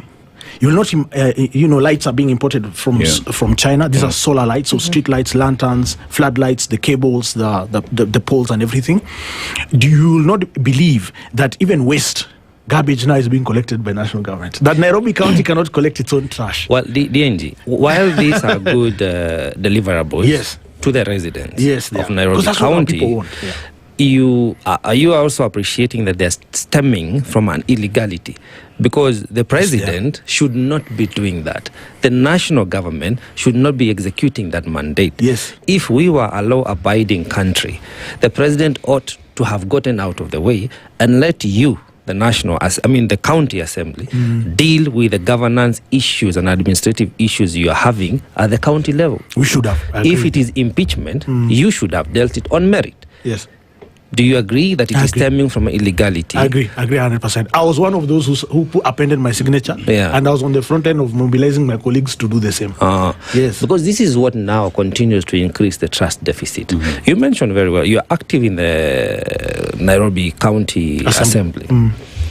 You are perceived to be of a dissenting voice because you're speaking of what is true according to the law. You're speaking truth to power, and you're saying we can do better with our taxes. The tax justice you're calling for. There should be competence and accountability with everybody who is on that floor to make sure that we are representing the people from all the 85 wards. Now, when you face such backlash, when there's a lot of pushback, even from your own fellow MCAs who do not seem to agree with you, and yet we have less than a year to go, where are we heading? Because what turns out is that mostly people like yourself, they tend to be sacrificed politically because you are perceived to be not in agreement with the status quo. How do we flip the mind of the voter to know that when DNG speaks according to the law, that is a law-abiding citizen and it is a worthy representative? Those who are being led by their stomachs just because they are happy to be in proximity of either the governor or the president are the people who should be subjected to the same law and gotten out of these working spaces. The how is to respond to that, how we need to think about civic education like we're doing this morning. Because this is civic education, this is civic engagement, where we need to speak more to the voter and tell the voter that electing somebody to represent you should not be done the way it has always been done historically in this country. Kenya is over 60 years old. It's from 1963. 63. Going 64. So we've done things in a certain way, and if we want things to be done differently going forward, as we talk about Vision 2060, we need to consider how we elect people. And that's why you see me say we should not vote based on political party. You know that story of 6P. You guys have all participated in this thing. You hear 6P kutoka juu hadi chini. Sisi ni kama ni watu ODM, sisi ni ODM 6P. Kama ni watu UDA, sasa ni DCP. Sasa watu wa DCP 6P. So in that 6P narrative, you elect guys who've hidden behind the party. Kuna wale wa kudandia shughuli. Because there are people who just read the wave. If you know surfing, ama ile kitu ya ilikuwa inaitwa skipping rope. Unangoja ikuje unaingia. Then you get into that story. So umejificha hapo kwa one time because wananchi wamekasirika. Unapenya. So you will end up electing a legislator who means nothing well good for this, whether it's a ward or a constituency or a county, right? Then that person, you can never hold him or her accountable because he didn't have a plan, he didn't have a vision, or he or she, that is, didn't have a plan, didn't have a vision, didn't have a manifesto, didn't have the drive, doesn't have the courage, doesn't have the grit to survive in City Hall and to take on the powers that be. Then there are the guys who now come and vote according to tribe. You go to the ballot paper and you see, haya, mimi nimetoka a Rift, so huyu ni Chebet, tick. Tick. You know what I'm trying to say? So that is also another thing we need to tell wananchi. We should not take that direction. So don't vote according to party, don't vote according to tribe. Resist this euphoria. You know, there's this euphoria of 1 term versus 2 term. Hata kama wewe uko na ngori na mtu fulani, ama uko na ngori na system, ama uko na ngori na chama fulani, ama, you know, look at each offering. If this is a ballot paper, right? If these are the members of National Assembly, for example, God forbid, whether you whether you are whether you are in this party or not, right. Look at each individually, and understand merit by merit, discern who would be the best person to represent me in that assembly, whether it's county, national, whether it's a women representative, Senate, governor, and the head of state. So, David, what you're saying essentially is that tuchanganye kidogo. But because before it's like this whole blanket thing, and nobody was really. So, was the problem that nobody was understanding that the politics does not take away from the policy that essentially is going to change your life? And that you can look at this whole rally and you can see everybody standing, somebody wants to say something, but nobody's actually thinking, if I give David my vote, will he then actually go and make sure that work that needs to be done is done? So the individual was never looked at before. Yes. Now, never. What's to move that needle? And if we say that the Kenyan electorate is more woke, young people are saying this is the way the country needs to go. And why do we harp on this? Because the majority of the population is made up of this age demographic, right? So are people looking at the individual today that would now counter this trust deficit? So there's a trust deficit in the leadership. So people need to look at it. I think we can all agree to this. People need to look at it. We need to move the needle from where it has been to where it needs to be. And how is we is the media, fourth estate, yourselves, it's politicians like us to go and drum a positive narrative instead of name calling and insults and personal issues. We are kuna bibi wawili, we are hizo isaidi. Personal vendetta and issues are really non-consequential. You know what I'm saying? So we all have a role to play. The government, in terms of civic education, because it's a government responsibility, is actually budgets that go into public participation and citizen engagement from national level and from county level. We need to engage wananchi, civil society, CSOs, guys kwa ground, CBOs. Now there is this bunge la mwananchi. But you find when you listen to some of these conversations, they're personal. It is these politicians support us insulting these politicians support us. That is not positive. That is not how we get our country to achieve Vision 2060. I mean, Denji, I've followed through some of the things that you've done, and there is one day I saw you write to the Ministry of Energy requesting for lighting up street lights and all that. And I asked myself the question, that is the direction you've decided to go with the national government, and there has to be a role that then the county government as well does play, because your ward is within a county and it should be the governor that is spearheading that conversation to start with. I remember when Toy Market was also up in fire, and you went there and spoke to the people, and one asks the question, at the point when governor comes in to say we will fix this, yet from the word go, what was needed to ensure that there is proper access, say, to Toy, there's proper lighting in terms of securities provided? These are things that had never been discussed, because all that the county does is come, collect and go. Collect and go, but there are no services that head back to wananchi. Has the assembly let down Kenyans, Nairobi citizens, when it comes to putting the governor to account? Because you can decide not to pass the finance laws. Wow, such a loaded question again. Firstly, I agree with you. These are responsibilities that should be carried out by the governor. You see, markets are a devolved function. That's why the county government is the one that collects the cess, the levies and all this. And even the UBP, the Unified Business Permit. So the reason why Sakaja was stoned, if you remember Sakaja being stoned in Toy Market, was because there had been a fire before. That was not the first fire, it was the second fire, when he was being stoned. And he had promised several things. One, he had promised that he would give people disaster relief, which is food, stuffs, mabati, iron sheets, and poles za kujenga and misumari. He didn't. You tell people you're going to do it and you don't do it. It didn't happen. That's trust deficit, as you're discussing this morning. It didn't happen. So the time he came, kwanza people had told me, usikuje na huyo governor, usikuje na huyo governor. They had told me in the morning. And that's your ward. That's my ward. Toy is in my ward. I'm the one who received the governor at Toy Primary. When he was being stoned, I was present. I was there. Hata mimi niliavu kuevacuatiwa mawa ejui ndio governor ama MCA. Unaweza umizwa. Ilikuwa ni noma. His security personnel waliumizwa sana. In fact, mimi ndio nilipeleka wengine pale Hazanati Health Center rakaraka na nikawapeleka wastitchiwe. Mimi. Not yeye, mimi. Na nikalipa. So anyway, we experienced this because of the trust deficit. People do not believe that it's going to change. Even the second time it burnt, the third time, I beg your pardon, which is juicy, from Joseph Kangedere Road to the Toy Gate. We call it Sky Road. He firstly, no one from the county executive showed up, even once. We have gotten zero disaster relief. Do you know how I got to those people, Chakula? I had to beg some of my friends who own supermarkets to give me bales of unga and mchele. And they did. And I took it.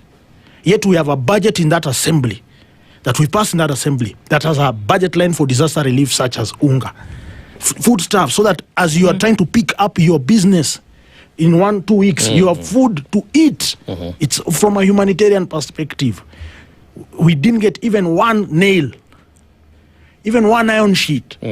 Then you tell me that governor should be supported for the second time. I say no.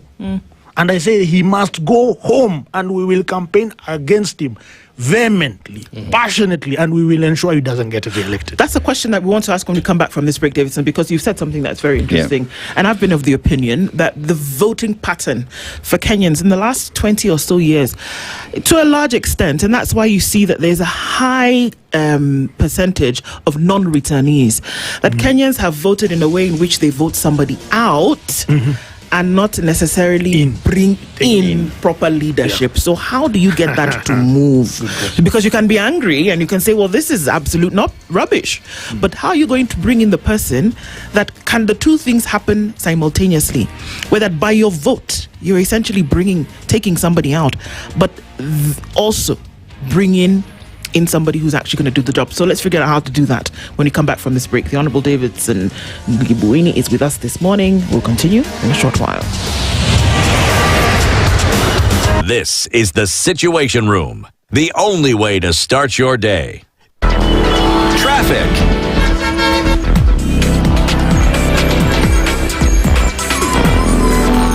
All right, so not too crazy of a morning in Nairobi today. There's some traffic on the Thika Superhighway as it takes you through towards the Pangani Underpass. And if we look at other parts of the city, it's easy streets, many easy streets. There's some outbound traffic, but that's not causing any drama. And if you look at Cabanas going towards North Airport Road and also inbound to Cabanas and a little bit on Outer Ring, there's some traffic here as well. And it's going to take you towards Embakasi or inbound from Embakasi. That looks to be the stickiest part of it right now as we get into traffic hour. Let's see what Friday morning has in store. Keep it moving. Tell us what's going on in your neck of the woods in case we need to send out a search party or something. We'll talk SpiceFM, KE on X, hashtag The Situation Room.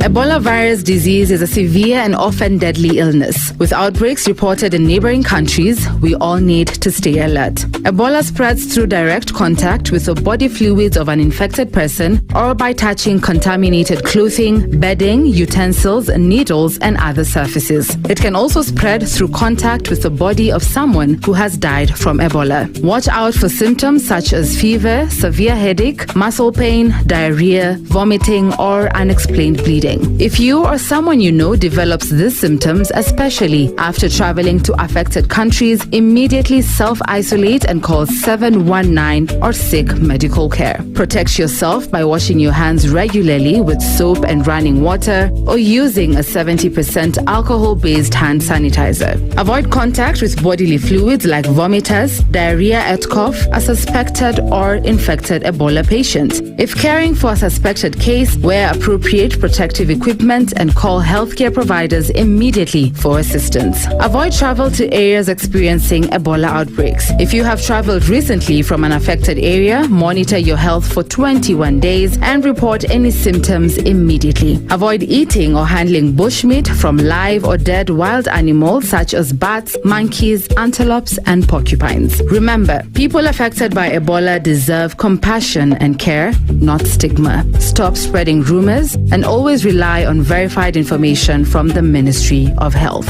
For more information, dial *719#, call 719, chat with Jali on WhatsApp at 0700-719-719 or visit www.health.go.ke. Stay informed, stay safe. Together, we can stop Ebola. This message is brought to you from the Ministry of Health, KNPHI, and partners. Mature, intelligent talk every morning. Spice up yourself.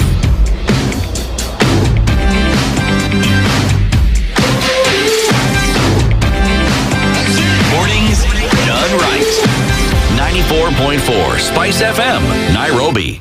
All right, our conversations continue this morning with the member of County Assembly for the Woodley Kenyatta Golf Course Ward, that's Davidson Ngibuini, and we're talking this morning, and there's a trust deficit, that's clear, amongst people. But is it permanent, or can it be swayed by conditions? Now, we've seen that people are not necessarily, or at least for the large part, have not necessarily been thinking who they are bringing in by the vote, but who they are taking out with the vote. How do you flip the script? Because then what we've had is that as a result of that, then you've got poor leadership and you've got poor policy implementation, and that you have retrogressive situations. So how then do you say, with this, you now must be very careful what you do with it? Because the people that you talk about who are upset because they did not get iron sheets and Marion, whatever the case may be, would be the same people who would take a handout and then give their vote, essentially sell their vote for 30 shekels of silver, whatever the case may be. Do you then, how then do you say this is how it ought to be? It can change. It's an uphill task, but it can change because we have an opportunity, and that's what a campaign is. A campaign is a military term from back in the day, from the old ages, where a king or a general would mount a military campaign against another nation or another people, right? So we have an opportunity to look, strategize, and go to ground campaign and talk to wananchi, convince them, get them to reason with us and to understand our perspective. So yes, it is a double-edged sword. That as you're removing one person, as it cuts this way, it must come back and now put in somebody. So we need to consider, who are we putting in to replace this bad apple? We must consider that, and not consider it emotionally, not consider it based on tribe and party and euphoria and slogan, one term, two term. Whatever, Linda this, Linda that. That really, it changes. Every electoral year, there's a new slogan. Last time it was Tanga Tanga, sijui tukieleweke. Inawezekana. Sijui, there are so many. So this time is another. In 2032, there'll be others. But that cannot be the basis. So let's consider on merit. As I was saying, weka kila kiongozi kwa kichungi. Let put every leader on that weighing scale. And judge them for who they are, what they've done, even if they have never been in governance. Backstory yao ni gani? What have they ever done, even in their own capacity to help this community, or this ward or this constituency? Something has always troubled me, GNG, and perhaps it's something that ought to also be a conversation moving forward, where you as an MCA, you are within a constituency or constituencies, and with that, then one would simply just ask, what is your engagement with your member of parliament? Because that constituency has wards inside, and if you have a good working relationship with the member of parliament within which your ward is, you're able to reach the people easier and faster, because if the MP wins, you win as well, and you're helping each other to grow together. So what is the relationship between the county assembly and the members of parliament within these constituencies in Nairobi in the sole purpose of serving Mwananchi? Or are these centers of power completely removed from each other? And if that's the case, how is it stopping or curtailing the change that Nairobi really wants to see? So it should be, okay, firstly, there is separation of power, because these are different levels of government. So county is in a different level from national government. So the member of National Assembly, Senate, women rep, and the head of state are in national government. Then the member of county assembly and the governor are in the county government. So there's separation of power, but I believe that governance should be consultative. Yes. As we've had our head of state say many times, it should also be collaborative. But it's not. You know, and it's also subjective because there are MCAs who have good relationships with their members of parliament. I see some even doing joint meetings. For me, I've met my member of parliament twice. Who's the MP? The guy who said Peleka kwa Ruto. That is my my member of parliament. Okay. Yeah. Oh my. So, but I've met him 2 times. I met him. I think that one day, the day Sakado was being stoned, and then I met him one day at the coast. Over Soeri in the evening.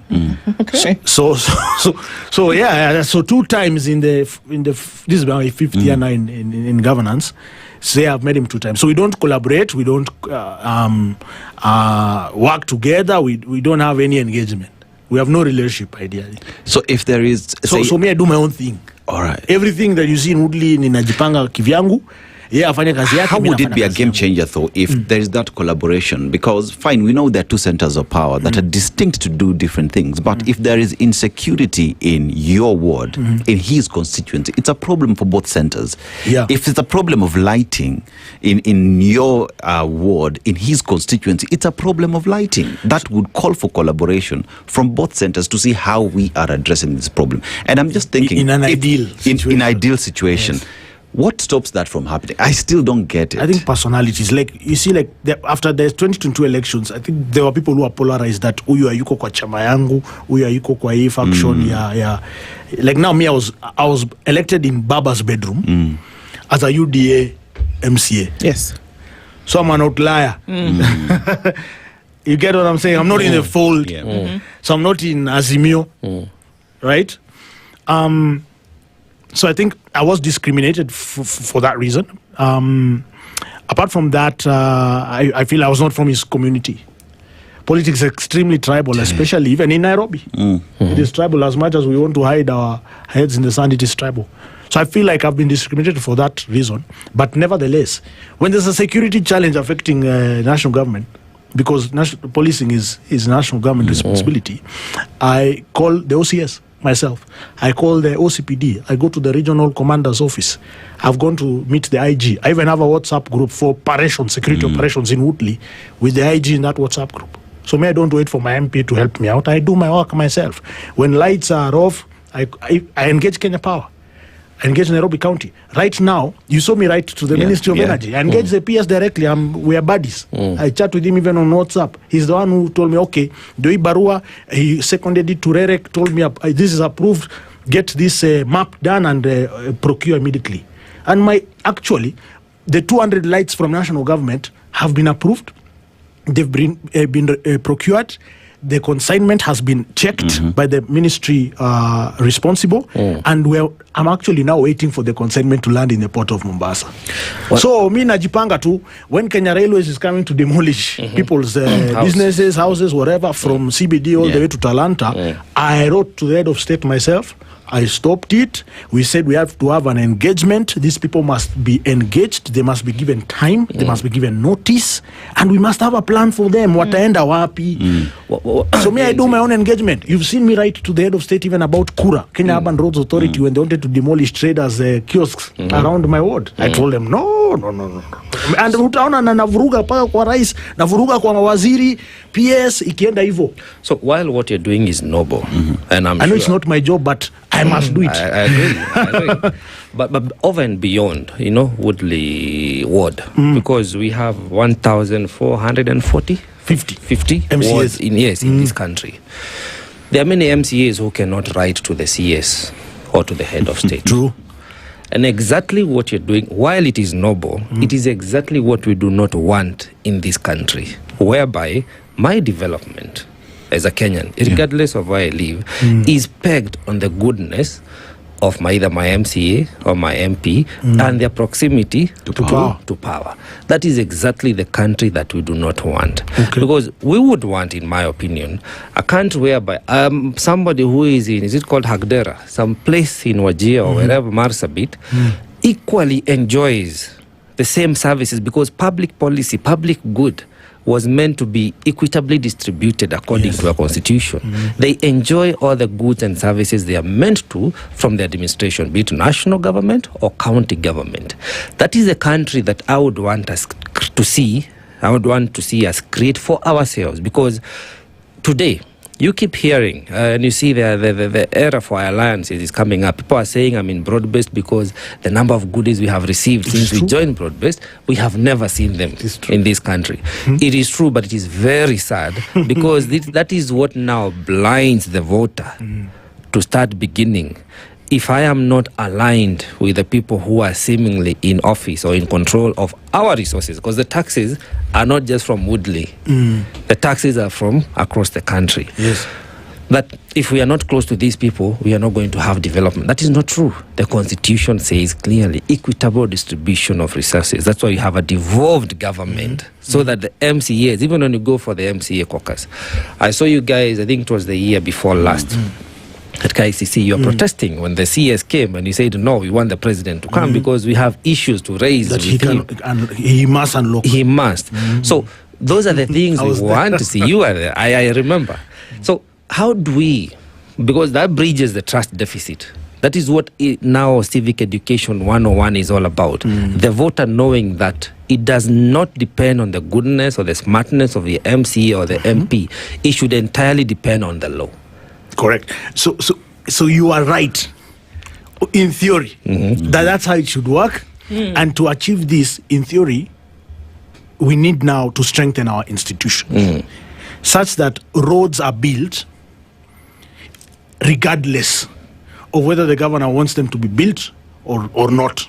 Because what we're having as a challenge here is, and it's a gray area, from an administrative perspective, is that if the governor does not want to build roads in Woodley or in Nairobi's 85 wards, except CBD, CBD in the seat of government, government square. That's why you see all the cabro, the lights, some nice lights have been installed there. Hey, lights, but when you vuka government square, you get downtown kidogo pale Marikiti. It's another city, but you will not believe the madness there. So. We are for me, I'm struggling. I even did a motion on this matter that passed, I think, 1 week or 2 weeks ago, where we're saying all pending bills must be paid, regardless of whether this MCA whose ward has a pending bill is bending the knee in the office of the governor, saying allegiance, siku zote. Or not, and I work to say it works out. So that's what we want, because the PFM Act talks about a predictable payment system, a transparent payment system. In basic accounting, there's FIFO, first in, first out, meaning the first invoice raised is the first one that should be paid. But currently it's not, because there's so much human intervention. So the question I think you're asking is, how do we get out of that? I don't know how we need to do, but we need to consult more from a legal perspective and lock it down in law, such that we deny the county executive the power to circumvent. So in my motion, we've given the county executive 90 days to give us a payment plan and to tell us the order in which this is going to work and why, the criteria. Like, how do you decide to pay this warrior but not this Luo? Because that's what's happening in Nairobi. The only people being paid in Nairobi County are Somalis. And I'm not tribal or divisive. It's the truth. I have Somali friends who do business with Nairobi County. One was paid 21.9 million, another one was paid 10 million in 1 week. Yet we have others from other African tribes who are not being paid. Why? I'm asking very deliberate questions because I have facts. It cannot be that when you look at an entire work plan, it is businesses owned by a certain community that are being paid. The wrong stuff. That's not how it should be working as well. Right. Now, so how do we get this to be corrected? Because the power currently is in the hands of the CFO. That's the chief officer, the officer in charge of finance, and the office of the governor. And then the governor has his guys, his cronies now in the Riverside office, who now decide, haya sasa hapa weka ya huyu, toa ya hii. So how does what I'm hearing you say, and if you were to could be akin to that, this seems to ferment the trust deficit. Then yes, it to me it just makes it worse, because it shouldn't have to be that Davidson has to call his pals in a supermarket to give food, or that because you are able to chat with a PS on WhatsApp, then that's how you're able to get things done, or that you have to pray and hope that today's a good day and perhaps somebody will smile on you and get something done. No, that there's policy, there are systems, there is a government administration, but that regardless of what political party that you're in, you should be able to plug in. It shouldn't be.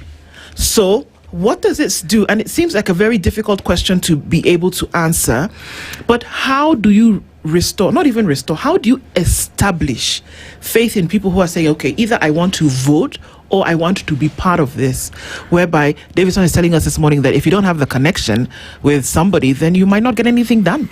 Well, the truth is that Nairobi County, if we start there, before we even go to Kenya, is not functioning. It's dysfunctional. And it's dysfunctional by design. When I was in my first 1-2 years, I was very, very passionate on the assembly and trying to make things right. In fact, there's a time where I was debating on the floor and saying that we need to have many more officers given payment rights, because right now only one officer can pay the CFO. So if the CFO is not around, no one is paid. Just imagine, they've denied officers' rights. And that's what I'm saying, it's community-based. So to get it to work, firstly, the people you need to elect good people. You can't avoid this. I know our colleague here is saying that it should work automatically. That is in a well-functional system. But where there is dysfunction, first, before you sort it out, you must have good people in office. Because those people now are the ones who make the decisions that, okay, we're going to let these rights be operated as they should, that payment should be structured, first in, first out, etc., and other financing and accounting policies should be put in place, verification, usilipe hewa. Do you know, it's even easier to pay a hewa where money changes hands, that you can be paid, you should now be paid without giving 10% commission in the Riverside office, which is, that's how things are operating today. Oh, come on, David. Oh, my goodness, no. NDU, let me tell you, is what's happening. Unajua saa zingine nyinyi mnaona tunapeana hadithi. Si hadithi, ni ukweli. If you don't believe me, find one supplier who you know has supplied. You put it out on your social media right now. Say, if you have a pending bill in Nairobi County, send us a tweet or a comment on our nini. See how many people comment and ask them why they have not been paid. They'll tell you the reasons. Since we passed that motion, I have guys looking for me who I don't even know. They're like, akiwe ya nani hatujawai pata mtu wa kututetea. Sijui a guy had a pending bill from 2022. Paka saya jai lipwa, from others from NMS, others from sijui which year. It's a reality. So it's a dysfunctional system. And do you know why? One of my leaders called me aside once, and I was saying this thing, we need to get this payment thing right, because I fought for it for long. I've not begun this fight this year. The last time our World Development Program was paid in Woodley was in 2023, so I've championed. And I'm not the only MCA, by the way. Even those perceived to be friends of the governor, wanaumia labda kuniliko. So, but what I wanted to say is that it is not working by design. City Hall is dysfunctional by design. That's why, because by that dysfunction, there are people benefiting. Chums. For example, you apply for a building permit. You don't get it on time. So you go and ask for help. Unaweza nisaidia kusukuma hii approval ya kubalike. So as you are asking for help, iko mtu anasema mimi naweza kusaidia, nipe hii. That's how a guy had 65 million shillings cash in the house in a suitcase. And there's a framed picture there like SpiceFM there. God did it. That's how. So in this dysfunction, higher, can you help me pay my pending bill? Yes. Give me 10%. Nduh, you don't want to agree with me, but it's what's happening. It's actually raised even to 20. For legal fees, it is 50%. Don't you remember Donald Kipkorir, the lawyer, saying the governor's office has demanded a kickback? Do you remember that tweet? Yep. That's one example on public record. And they are if you want me to bring for you people and affidavits, I'm ready to bring any day. That's why I say these things publicly, because nobody can challenge. DNG, I can display them. DNG, with everything that is happening at the county as we speak and the poor leadership there is, the person who's suffering the most is Wananchi. You get? Because if it's building permit and someone does not follow code, when the building tumbles down, it is Kenyans. When there is illegal procurement when it comes to garbage collections, it is Kenyans who are suffering whenever it rains. Now, with all this that is happening where pending bills are not paid, that means 1 inch of Nairobi who've supplied are not getting the money they need. Therefore, people are impoverished by the system there is. How do we localize this conversation? Like when you go to Woodley, you sit down with the people and explain as to why you are against the governor. There is need for people to vote in good people. Are we having this conversation at the grassroots, at the ward level? We must to see this change. We must. So what I do personally, I attend public participation exercises organized by Nairobi County Executive and also Nairobi County Assembly. 1. 2, I have communication platforms with my registered voters, 30,000 of them. I engage them on WhatsApp. I have several WhatsApp groups, 51 of them. 51 that I engage with every single day and night, where I communicate with them. They know what I'm pushing for and why. Everything I do in Bunge, if it's like a motion, see, there's the paper, order paper, order business, request for statement, I put it there under a narrative, and I take that video that is from the floor of the assembly, I cut it, I download it from YouTube, I cut it myself, and I put it there, so that Wananchi are with me through this journey. They know exactly what is going on. When a road stalls in Woodley, it's me they ask. Even if the governor has not paid, MCN ndio anabeba hiyo msalaba. So I must tell my people, this road has stalled because this payment has not been paid to this contractor. Here's the payment, interim payment certificate he has raised. This is the value of the payment. Tuende tusukume governor. The people of Woodley and Kibra even did maandamano called Occupy Woodley. The time the governor had not paid the stadium contractor. They demolished even the fence. And they said, tunataka kiwanja yetu. He paid. Juzi they threatened to occupy the second time, he paid. 21 mic. Right. So when I say he has paid, I have evidence. Good. Now, moving forward, as we come to the top of the hour. And the last thing I want to say. Go ahead. About this non-payment of contractors. You see, the impact, as you said, is the people feeling the brunt are Wananchi. Kenyans, Nairobians who've delivered services, who've picked up the trash, or who have, done something for us, or who have supplied commodities, be it medicines, be it cotton wool, whatever it is, desks. It is guys who've done construction, mjengo, they've taken loans. So now what is happening, because these people have not been paid for so long, the banks charge your if you took a loan, they charge your property. Yes. If you are taking a loan against a piece of land, car, house, etc., they charge it. Guys are going through litigation, others are going through auctioneering, others are having Shylocks that coming to their houses, man. And Shylocks don't come in peace. They come with vijana, and they take everything, even your innerwear, they take, collect, and go with it. There's documented cases of depression and even suicide, where suppliers of Nairobi County have killed themselves. Like, you've given up on life. Just imagine, you can't pay your rent, you can't pay your SHA, you can't take your child to hospital, you can't put food on the table, you have zero. Governor and his officers are asking for 10%, 20%, which you don't have because you sunk all the money into this project, plus interest accruing in the bank. So you give up on life and you kill yourself. That's the level of issues we have in this city, and we must get it right. Well, in about 40 weeks, we're going to have a very major public participation activity or event, and that is the party primaries, the nomination of aspirants to candidates. That will be a great opportunity for Kenyans to decide, as you're saying, getting the right people in office. Because today, when you want to hire a painter, for example, you want to know the skill sets they have, the work they've done. Can they work with the brush and the color balancing and all that? But rarely do we take time to match the skill sets required for certain elective positions, the way you are saying. An MCA needs to know this is your work. It's not about bursary funds and all this other stuff. So as we go toward that public participation, as we gear up to the party primaries in less than 40 weeks, you think Kenya is ready to get the right people in office and they're going to reject the money bags? I think Kenya is ready. There's one thing I like about what we've seen in the Olkalau by-election. Can I tell you what it is? The people of Olkalau have shown us that they will take the money. All of it. And they will make the right choice. That's a good note.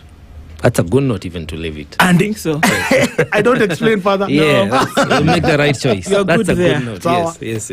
Thank you for being here this morning. Davidson Gibweni, DNG, has been here with us this morning and, saying there are things that just must be. No emotions, no flowers, just do it and do it right. Thank you for joining us in the Situation Room this morning. We remember when you wanted to become MCA, and now that you are, let's see what the future holds. But then, there's the things that you can continue not just saying, but doing. Sante sana. Good morning. It's 9 a.m. Rather, 8 a.m. The latest news from around the world. 94.4 Spice FM.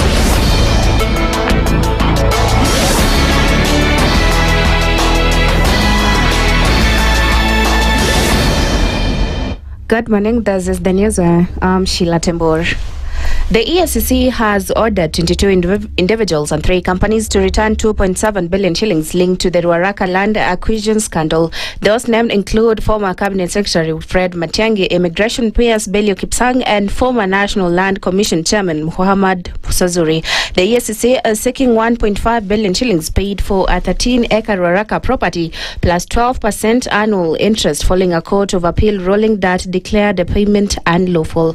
The commission has given those named 7 days to refund money or face legal action.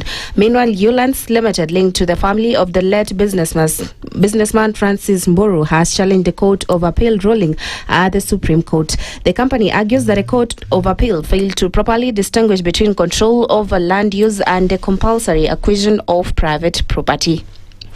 President William Ruto has accused former President Uhuru Kenyatta of funding opposition activities aimed at undermining his administration. Speaking to residents in Eldoret, Uasin Gishu County, Ruto also criticized Kenyatta's record in office, saying his administration failed to fully deliver on promises including affordable housing and universal health coverage.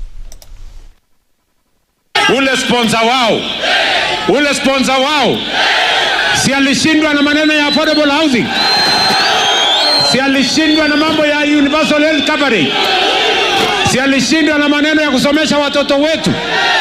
Sasa ameenda kupanga vibaraka wake, ati anatuma hapa watu ati wakuja washindane na mimi. Hawa watu nitawaosha asubuhi na mapema. Endeni uliza sponsor wenu, endeni mumuulize, mimi nilisaidia sponsor wenu ama namna gani?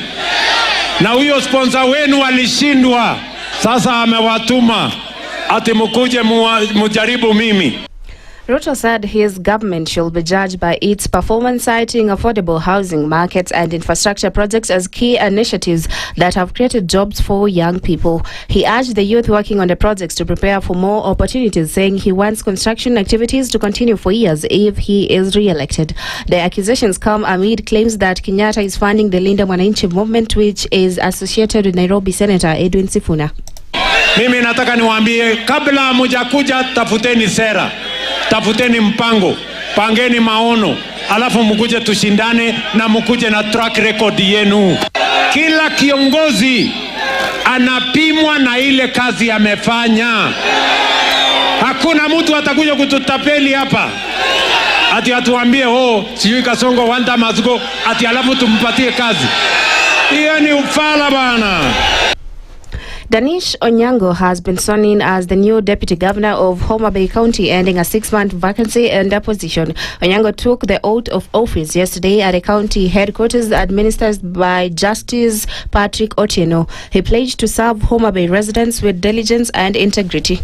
Do swear that I shall always truly and diligently serve the people and the Republic of Kenya in the office of Deputy Governor of Homa Bay County. My focus as your DG, Your Excellency, is to ensure that Rio becomes a vibrant industrial and commercial hub that creates jobs, increases farmer incomes, and positions Homa Bay as a leading investment destination. Your Excellency, I commit to rally my cabinet colleagues, members, to mobilize resources by leveraging on strategic partnership to build and operationalize the growth of other sectors. Speaking during the ceremony, Governor Gladys Wanga said the appointments will improve service delivery in the county. It's a day that the Lord has made so that we can just say thank you. Because the devil had a plan, and that plan was for this government to be paralyzed and not to function through wrangles and so on. But God has thwarted that plan, and today, and by God's grace, and without any fight and without any war, God made a way. And today we have a new deputy governor with whom we can work together in a singular vision to serve these people of Homa Bay who elected us. The role of governor, the reason the Constitution contemplated for a deputy governor is because you can't be everywhere every time. But you need first among equals of the team who can lead the team in performing tasks in your absence. And that's the news. I'm Sheila Tembor.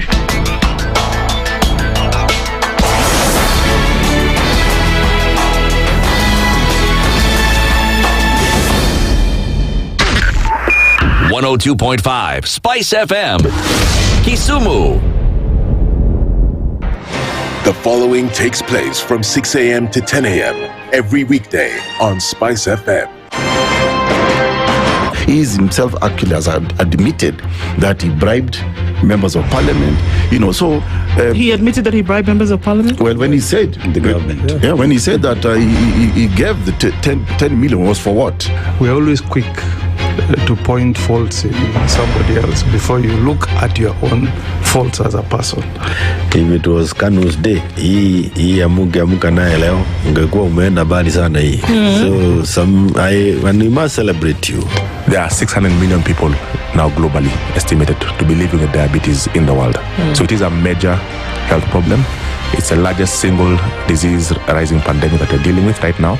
The Situation Room, Kenya's biggest conversation. The following takes place from 6 a.m. to 10 a.m. every weekday on Spice FM. Residency is fairly interesting in the sense that it will actually take us to a new consciousness. Swali zile watu waulizi na swali muuliza na shangala ni aje kwani huku kunaendaje? 30 billion shillings annually on travel alone in public service. A Kenyan can even demonstrate every single day of his life that Ruto must go. That is the only message of his demonstration. That is his right. That bribe blinds the eyes of the wise and subverts the cause of those who are in the right. This is the Situation Room, the only way to start your day. The following takes place from 6 a.m. to 10 a.m. every weekday on Spice FM. I am also a publicly elected official. Okay. My salary is paid by your taxes. Yes. So if you need me to answer questions, we will not run away from you. Asante we will always be here. The government itself is engaging in corrupt practices. That the government itself deliberately schemes to influence through bribery members of parliament. You pay for a passport online. Alafu you're told there are no booklets. I rebuke matters corruption because corruption has brought this country to its knees. This is the Situation Room, the only way to start your day. Mature, intelligent talk every morning. spice up yourself.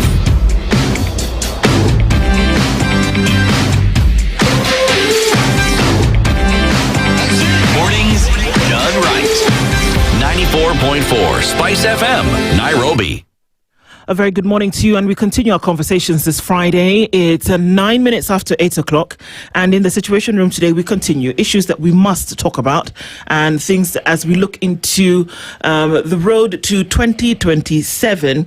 We'll continue part of that this morning, and our next guest, who will then converse with us around reshaping 2027. The headlines today are talking about just this, the DCP factor in the Mount Kenya political exodus. It seems that there's an exodus and people seem to be going somewhere. All right, we'll talk about that and what it actually means, if it does, and whether that forecast can actually be read and read clearly from now. Stanley Kimure is the DCP National Director of Political Affairs, Strategy and Mobilization, and joins us this morning. Good morning. Thank you. How are you doing? I'm good. You're good? Thank God. Karibu sana. Asante.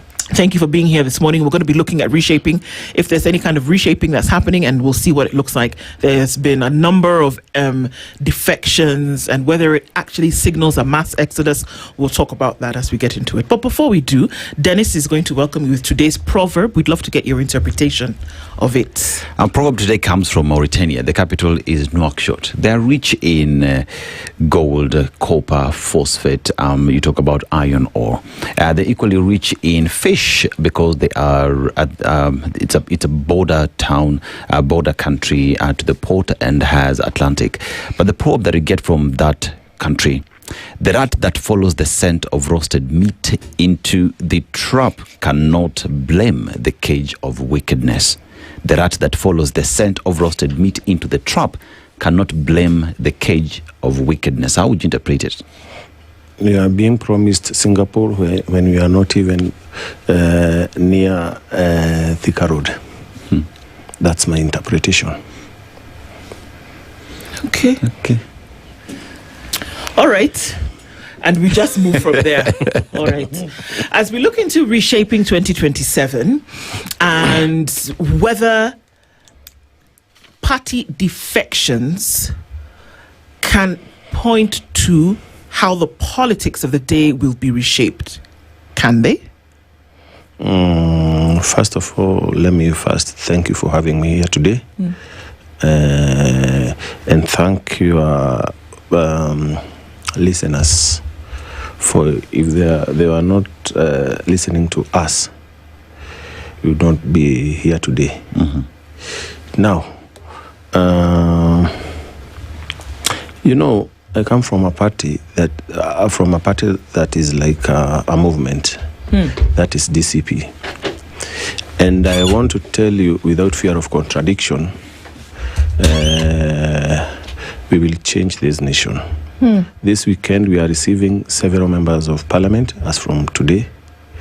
And I know most of Kenyans, most of our followers here and out there are eagerly awaiting the Rigathi Gachagua presidency. What I want to say is that we are reshaping this nation. And as far as I know, there are many people in government, even today, who want to join this movement.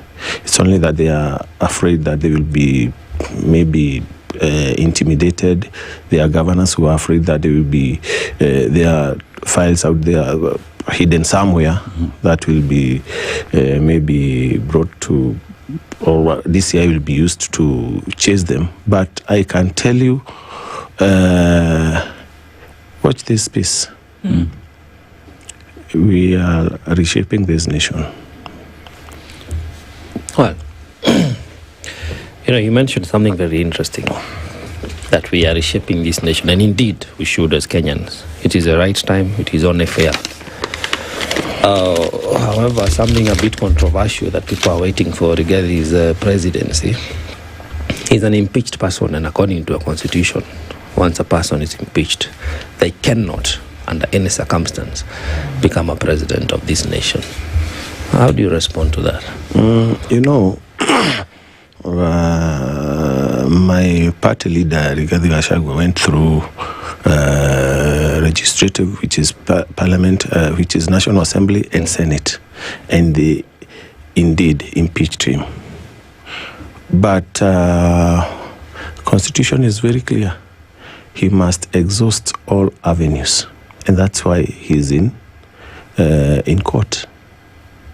So until that decision, that Parliament and Senate decision is upheld by judiciary, he can contest any seat. Yeah. I mean, we had Uhuru Kenyatta and William Ruto in 2013. They were not even in Kenya. They were in a place called they were taken in a place called The Hague, yeah. And they ran, and it is the same constitution we're having today. We are in Court of Appeal. We have not yet even reached to Supreme Court, and I tend to believe that we will not even reach there because that thing will be dismissed. I'm hoping so. Well, we wait and see because the matter is still in the process. But Uhuru and Ruto were subject to international laws. That's why they're facing the ICC. Here, the impeached Deputy President Rigathi Gachagua is facing our Kenyan laws. So a bit context, but we wait and see because, again, every Kenyan has a right. Now, political alliance is taking a higher escalation. You see, like you said, people will be there's an expected exodus of people moving from one party to another, from one alliance to the other. But of concern to many Kenyans, and what we are trying to understand is that what are we looking for as a country?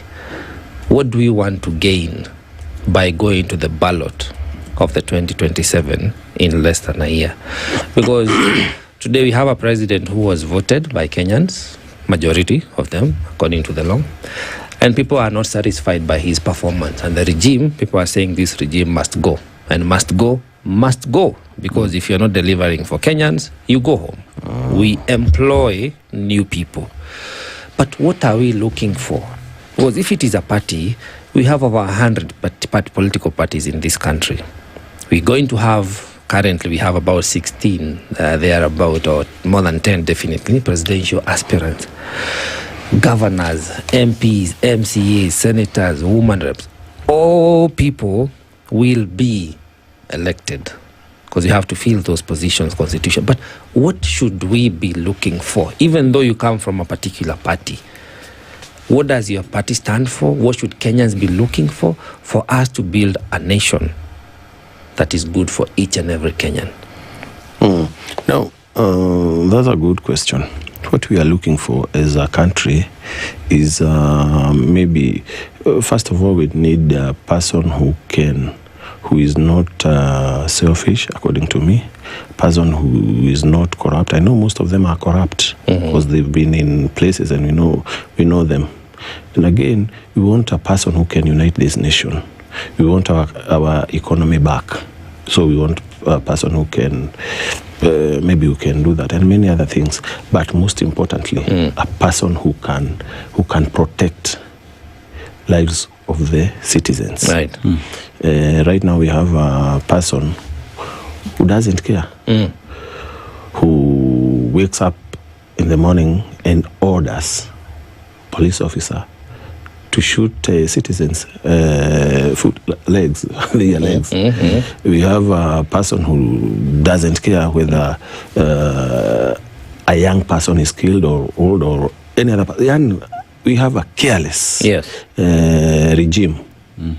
We have a person who is appointed by the president who is protecting goons.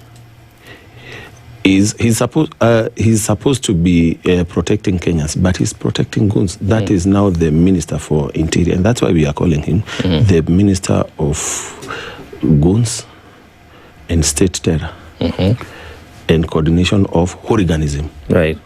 I mean, we need to have someone who can protect lives of Kenyans, regardless of where they come from or which religion they belong. Yep. Yeah. Those are concerns for every other Kenyan in terms of misuse of security apparatus, insecurity in the country, goonism that we see being experienced.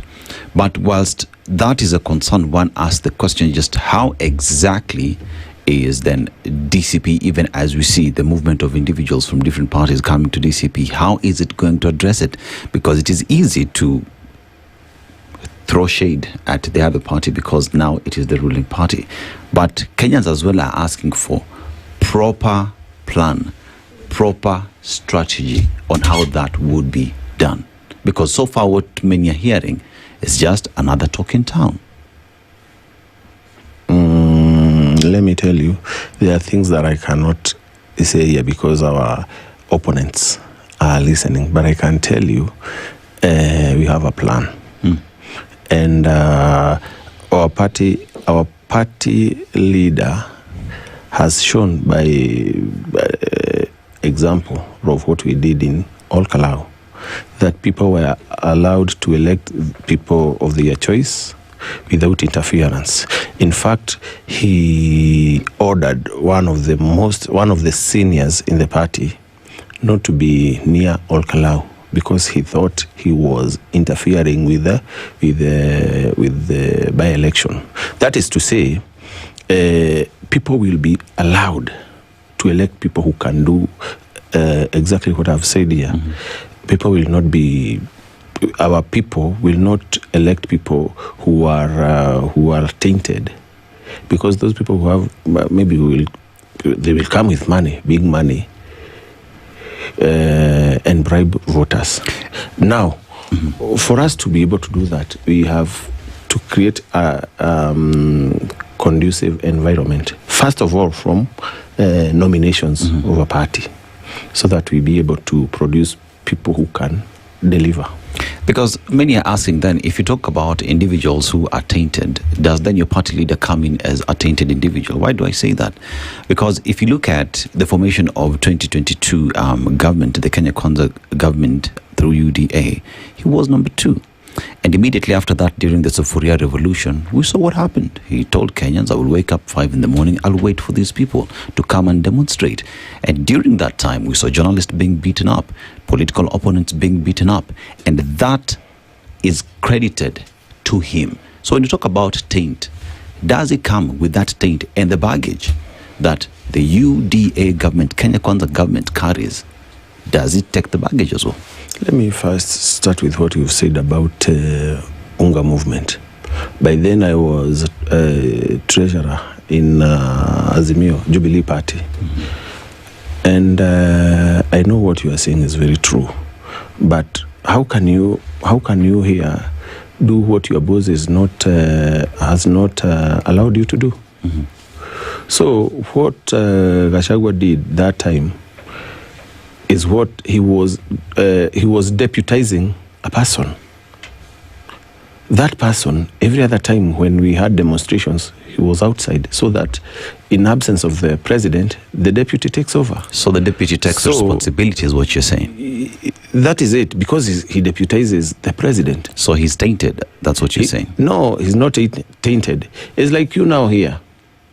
If your boss advises you or orders you to do this and this and that, you will do that. And don't forget that they were very new in office, both of them, and they had promised us so many things, and they wanted us to be seen as failures because they had there before defeated us. Now, the boss instructed his deputy to do what he wanted to do. So the deputy participated in what one would call an injustice and illegality against the law. So that means if we talk about extrajudicial killings and misuse of police as we speak today, at the time when the deputy was taking orders from the boss, he equally takes responsibility of an illegality that was given by the boss, is what you're saying. But no, when he realized that he was being used, you saw what he did during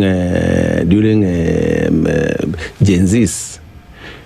The president called a press conference, and And let me say, he called Gen Z's Mikora. But his deputy called his own press conference thereafter, something that has never happened, and said that they are our daughters and sons.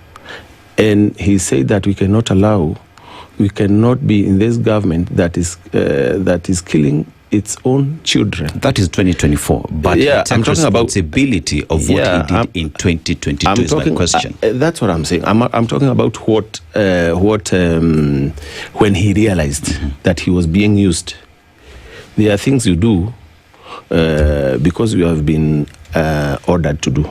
But it comes to a time when you say, no, this is not going to happen. And that is what my party leader did. He is not tainted. Okay. Well, that is, we could argue about that, because today, your party leader, the impeached deputy president, says... The second deputy president. He stands impeached. That's the second deputy president. I have no clue about that. He says any police officer who takes an order that is not constitutional is responsible individually for the execution of that order. It is on the same breath Dennis is saying that the orders he took from, as you say, William, the outgoing president, William Ruto, he is responsible for executing those orders because he's a person who was in office. Because whatever good things may have happened then, he takes credit for them. So he equally should be responsible enough to take responsibility for the things that did not go right. So that we are able to use the same skill and apply it on other civil servants. Do you not agree? You know, when the boss is in office and gives orders, I don't want to speak on behalf of the government. I've never been a spokesperson for the government, but I can say here, the person who ordered whatever happened is the senior most person and left the country. The deputy was there as a representative, but you didn't see Rigathi Gachagua in streets. You saw police officers. So the person who had the person who had ordered, see the police. But you have heard him saying shoot. Okay. You have heard him say shoot the leg. So the president, the person who is in office, ordered his men. Why are you not asking about the person? The person who was responsible for security that time. We will come to so the person who was responsible for security is the one to blame. Now, then why is the impeached deputy president fighting to go back to the same post who was giving him orders that he did not want to? But he's not fighting to go back to... He has refused. He still... he refused to resign. Yes, because he believed in himself, and he knew that whatever he was being accused of, he was innocent. Yeah, that's why he didn't. If I think many people would have, or many people advised him to resign, right, so that he can seek to be elected. Maybe he would be free now nobody would be saying that he is impeached. But he stood by his conscience that I am innocent. Why am I resigning? Well, the logic would have been if you have a bad employer, you leave that space and look for another space. But we wait to see how that develops. The bad employer employed his goons in parliament to remove his deputy. Yes. Yeah. So yes. When we look at the defections that we see, or rather the political exodus then that is happening, especially in Mount Kenya, one asks the question, the defections that you see specifically in Mount Kenya and how that will change the conversation, is it because it is the most populous party today in the region, or is it because they identify with the vision, with the agenda that the party carries? No, they identify with our party, but first and foremost, when William Ruto impeached or orchestrated that move of impeaching Rigathi Gachagua, he impeached the community. So he impeached an individual, not the community. You know, that is your view. Okay, explain to me how he impeached the community. I'm saying he impeached the community. And we have so many examples. When William Ruto was running for presidency and selected, because he's the one who selected Rigathi Gachagua to be his running mate, few people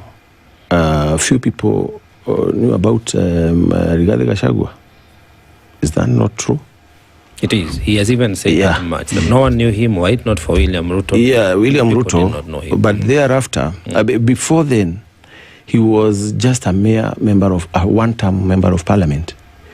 Thereafter, when he became the deputy president, we owned him. I was in Azimio myself.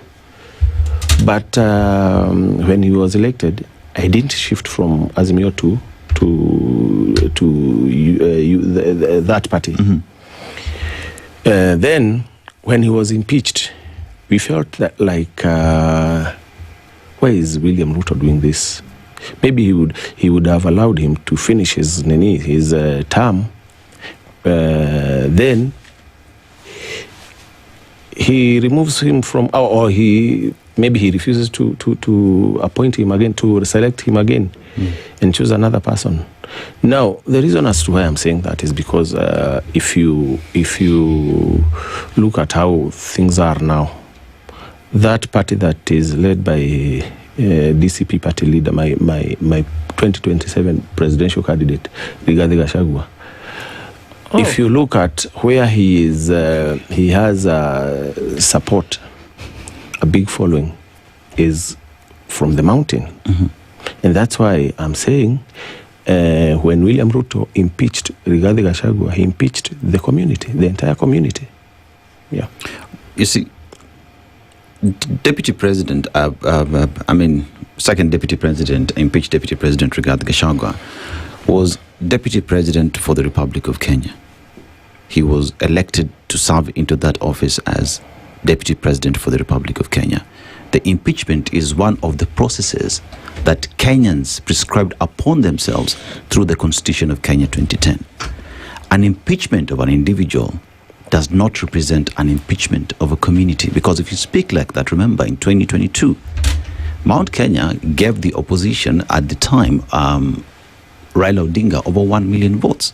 So where do you leave the 1 million people who voted for the opposition if you say that Rigathi Gachagua's impeachment is an impeachment of an entire community? The same people who from Mount Kenya, 1 million from Mount Kenya, who voted for Raila Odinga, are the same people who were there before, refused to elect Raila Odinga.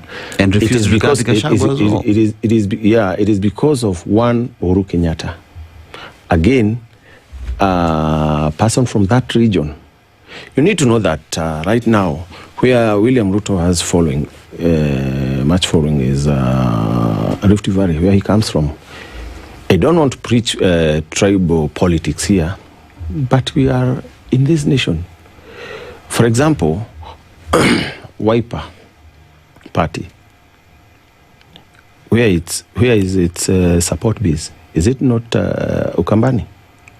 When we were in Jubilee, when we were with Ruto, 2013, 2017, 2022, our support base was Mount Kenya and Rift Valley. Same case with Raila Odinga. And Raila Odinga, Nyanza. Right now, as we speak, politically speaking,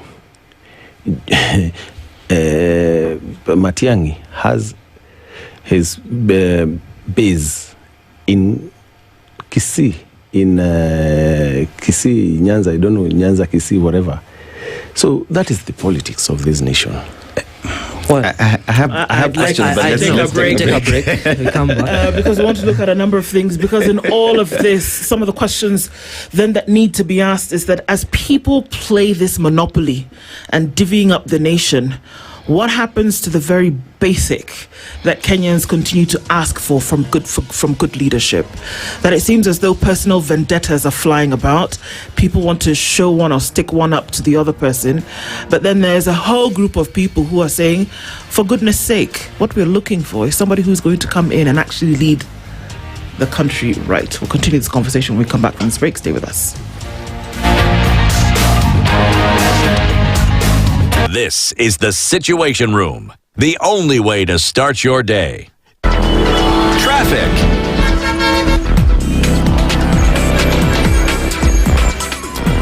All right, so we're not having too much of an issue, except when you look onto the Southern Bypass, it's Friday, things seem to go belly up at some point. And there's traffic on the Southern Bypass, in and outbound traffic. Not sure what's causing that this morning. Looks like it could be a little bit, well, what is turning into a great accident. Inbound traffic on the Southern Bypass this morning is being held by something. And maybe you can give us a shout out as to what may be happening if you're on that particular side. And so that's going to affect traffic that's coming all the way into Mombasa Road. So that's what it looks like now. Probably been caused by an accident, a hold up of some sort. So trying to find out and establish what that. If you can avoid the area right now, please do, because it's looking quite messy. Coming off of Jogo Road going towards Land is also some traffic this morning as you get then towards Haile Selassie. And off the Thika Superhighway, this is when traffic is starting to build up. What happened? Late start to Friday. It looks like it's going to go into parts of the morning. So we'll keep an eye on all of this and we'll check and see and talk. SpiceFM KE on X, hashtag the Situation Room. As the sun rises, so do we. As we trust it to rise and set without any worries interrupting your day. StarTime's home solar solution with solar panels, hybrid inverter, and lithium battery. Powering your prosperity and happier life. Empowering you to do the things that really matter. A complete and reliable home solar solution. Call us today. StarTime Solar. Power your life. Mature, intelligent talk every morning. Spice up yourself. Mornings done right. 94.4 Spice FM, Nairobi. We'll continue our conversations this morning and, of course, looking into what is shaping up the politics of 2027. And it seems that a lot of this is based on individuals, personalities, personal vendettas, and who wants to divvy up the nation in one way or another. But the question then comes in, even as everybody is trying to sort out whatever it may be for them, political expediency, Kimure, who is answering for the people of Kenya? Sorry? Who is answering for the people of Kenya? Come again, I've not heard what you said. Is answering for the people of Kenya? Even as all of these balancing is going on, who comes in, who said, who didn't do what, who's working for the mountain, who's answering for the people of Kenya in the things that need to happen in terms of good leadership and governance and to ensure that constitutionalism is the order of the day? Who's speaking for Kenya? We have a problem because the person who is supposed to be answering for Kenyans is the president himself and representatives of the people who are maybe members of parliament, who are lawmakers and senators. But maybe I don't want to say that they have failed to do what they are supposed to do, but that is the correct position. So you're saying they failed? They have failed. Okay. Yeah. Now, Kenya faces a problem whereby you vote out somebody, but we're not really cautious about who we're bringing in. So we take the sword only goes and slices in one direction and doesn't slice back in terms of bringing in the person or the persons who are actually going to do the job right. Now, who is going to do the job right? Because we would have started to get some indications of people who are really interested. I mean, you've told us that you can't tell us what the plan is because, somebody is likely to copycat kind of phenomenon. Okay. But we would be able to tell, right? You can tell if somebody is cutting onions. You can, because the aroma, you'll be able to tell then who's really interested in making sure that these things that Kenyans are complaining about today will actually be top of the agenda. But it seems like that aroma is not wafting through to the people, unless we are not hearing you right. It seems as though people want to say, well, you did me wrong, so here's my opportunity to do you dirty as well. And it seems to end there. What happens to Kenyans? As I said earlier, we have a person who is the party leader of our party, who allowed people to elect a person who they want to represent them. That is now in Olkalau. That will be replicated. I can't talk about the other parties, or I say there are other people who can do better than my party leader. But we are equal to the task. Immediately, you allow people to do whatever they want while choosing their representative. You will have leaders who will have Kenyans at heart. So we will collect the mistakes that have been done. My party leader has been saying all time and again. He was in my brother's village last Sunday, and he apologized to the people for campaigning for the member of parliament. The member of parliament, he went there, talked to the people, and campaigned for the man. But he is now campaigning against that man because what he wanted, maybe what he thought he would do, imekuwa tofauti. Now, the person who can correct the mistakes that we have seen is not William Ruto and his administration, and that's why we have alternative government. Alternative government comprises of Rigathi Gachagua, Kalonzo Musyoka, Edwin Sifuna, and other leaders, other principals. And our hope is that they will be able to answer the many questions that are being raised by the Kenyans. Because the current government has failed terribly. Now, all the other principals you mentioned, the likes of Kalonzo Musyoka, Eugene, and the rest, who are offering the united alternative government as an option, they all belong to one coalition called Azimio, which is being led by the former president, Uhuru Kenyatta. So is DCP in Azimio as well? No, DCP is not in Azimio. And if I may say here, we are not even interested in joining Azimio. But we are planning to have our own coalition that will be even Kina Sifuna and Kalonzo Musyoka will join. Yeah. So about Azimio, we are not interested at all. Yeah. So as a person who also has national interest, because I believe we all want a good country. The reason we are having all these political discourse, political parties, exodus movements, and all the other things is because we want a good country. We want a working nation.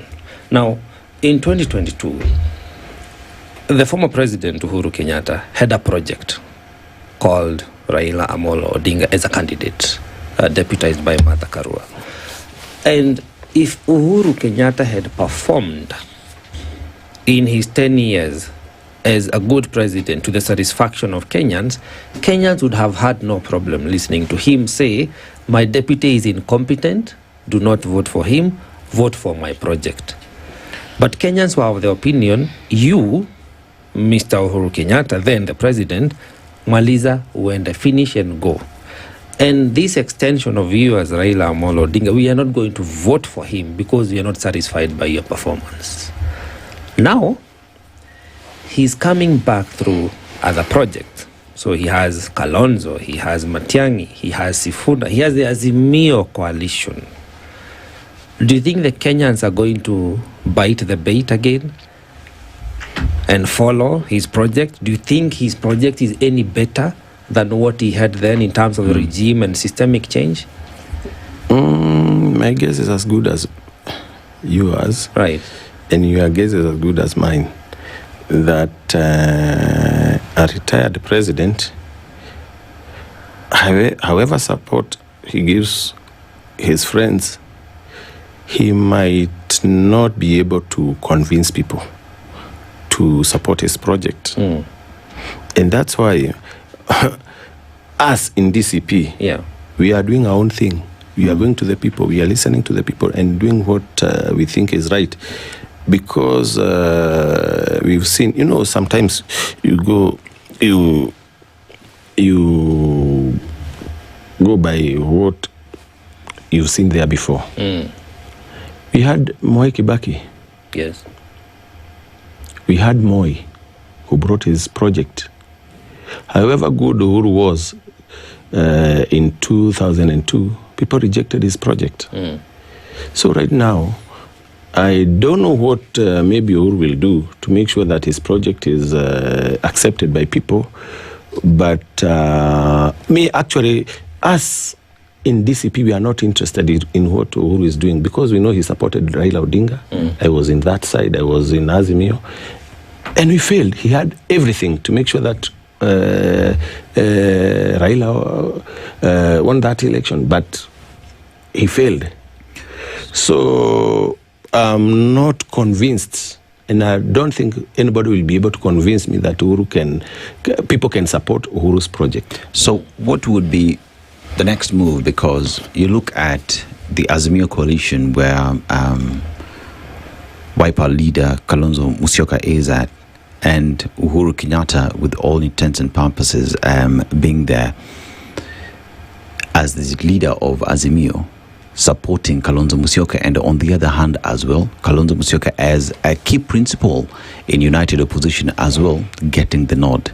Isn't that an oxymoron? Because the person you say that is being supported by Uhuru Kenyatta, who is a project, is pretty much the same person in United Opposition and as well being supported by the principals as well. At that point then, will you not just be against supporting Uhuru's project, or how do you deal with that question when asked? I think Uhuru Kenyatta is like any other Kenyan. He has a vote. He will vote for his preferred presidential candidate. And Uhuru is a Jubilee party leader. He has his own candidate, Matiang'i.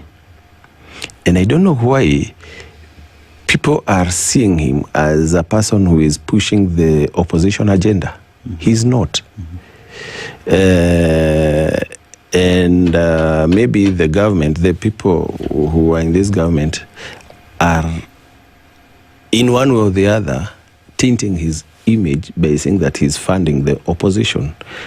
They are even saying that he is the one financing Linda Mwananchi, Akina Sifuna, and Kalonzo Musyoka. No. If he's financing those people, why is he not financing Matiang'i? Why didn't he finance his candidate in All Kalau? And they had a candidate who got less than 200 votes in All Kalau. I think Uhuru to me, Uhuru maybe is not interested in politics because but of he's the chairman of Azimio. He's the one in the party. He said he was to hand over. He was even to hand over the Jubilee party leadership. But when Sabina Chege and Kanini Kega were sent by William Ruto to snatch the party, he said, no, let me first make my house in order. So that's when he went ahead and maybe talked to Kalonzo, I'm not sure, and said that we need to revive this Azimio, hoping that he will be able to sway people to his side. But I don't think it will work at all. And I don't, you can't deny someone who wants to vote for you. But I can say without fear of contradiction, we need Uhuru's vote. But what for?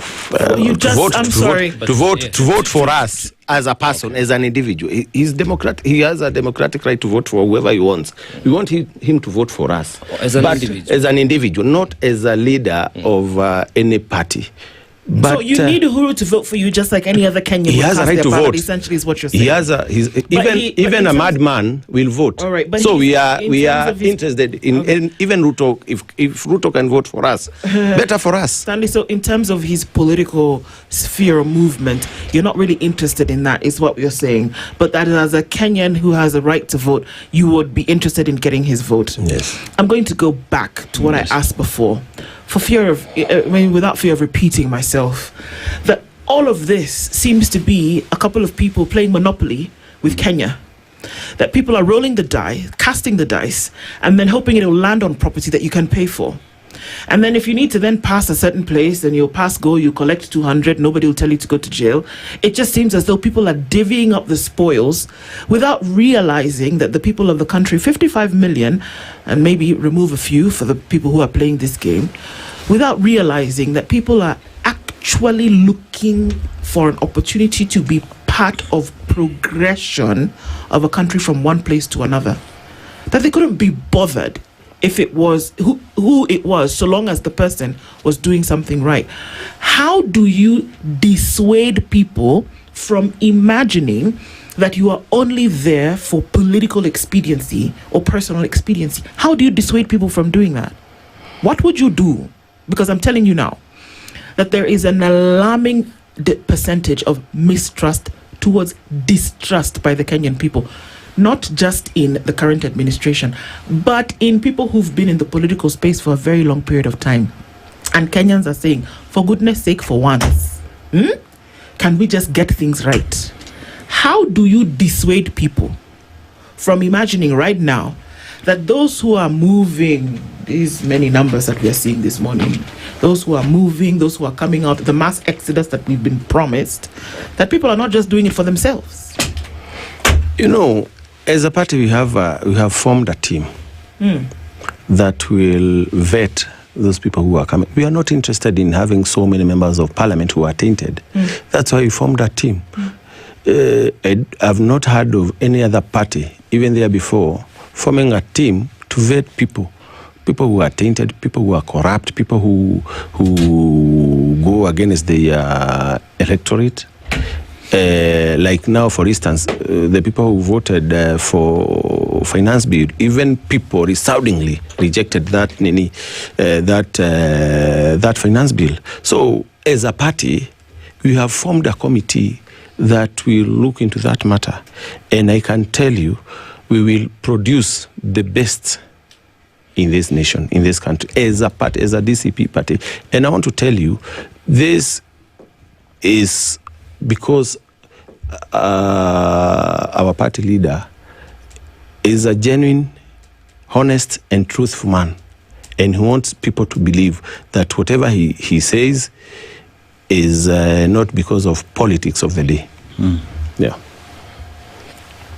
Well, that will be interesting to see, because again, in about 40 weeks, all political parties must hold their party primaries, the nominations.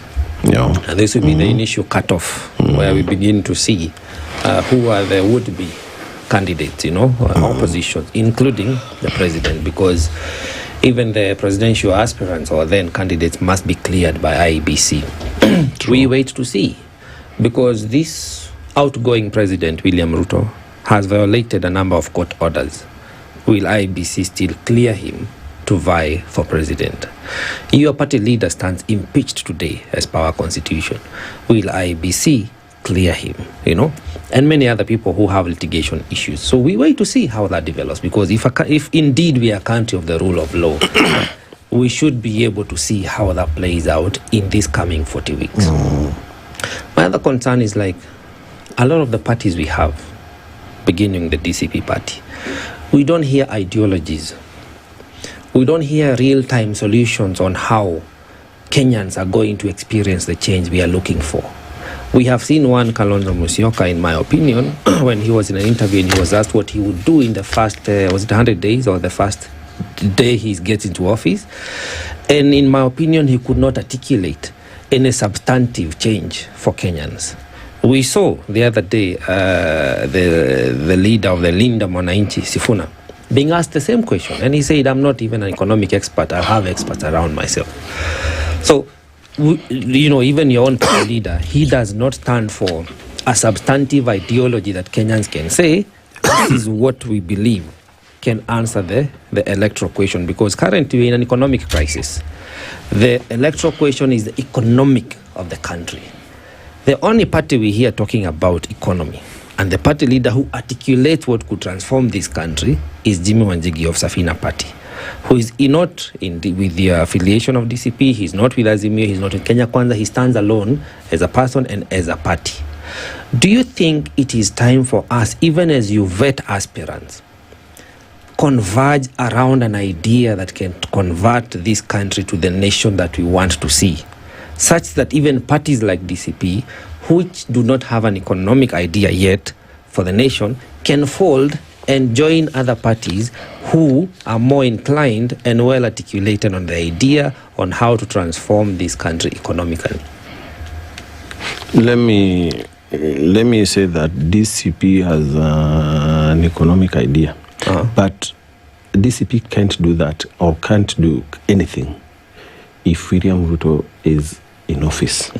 That's we are saying we want to make him a one-term president so that those many ideas that we have, including the economic one, we can be able to show people what we can do. No, but people should know in advance. Yeah, they will. Okay. And as I said earlier, we cannot diverge anything that we are planning to do. We know who is William Ruto.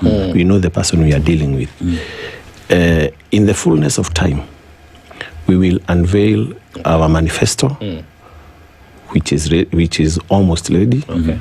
And that's why we normally say that we are listening to the people, because we want to make it. We want to make a manifesto that will not be from Rigathi Gachagua himself, but from the people themselves. Now, we have so many things. We can talk about health,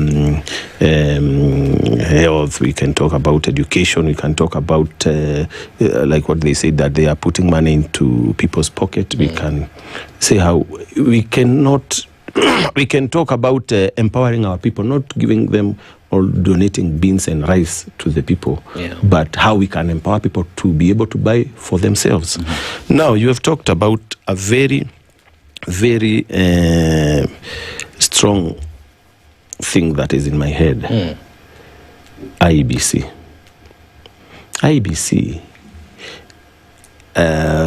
We are very much aware that the chairman didn't apply for that position. It is in public domain. But he was vetted by Parliament. He was vetted, and he was asked to go to the YouTube, and he said that. So that is not a person who was interested in that seat. He was poached because he was, I think, county secretary of, I think, deputy state house controller, the former governor for Turkana. So, as a person, I believe he was put there by his masters to execute only one thing, not to preside over a peaceful election or whatever, but just to declare William Ruto president, regardless of how many votes he will get. And we are coming to that as we progress with this whatever, because it is not the entire commission we have a problem with. It is the chairman himself. And we are saying he needs to resign. And we have another person in that office. We don't want the entire commission. You know, if now we start fighting the IEBC itself, William Ruto will be very happy to disband it, so that we can have another another like 2 or 3 years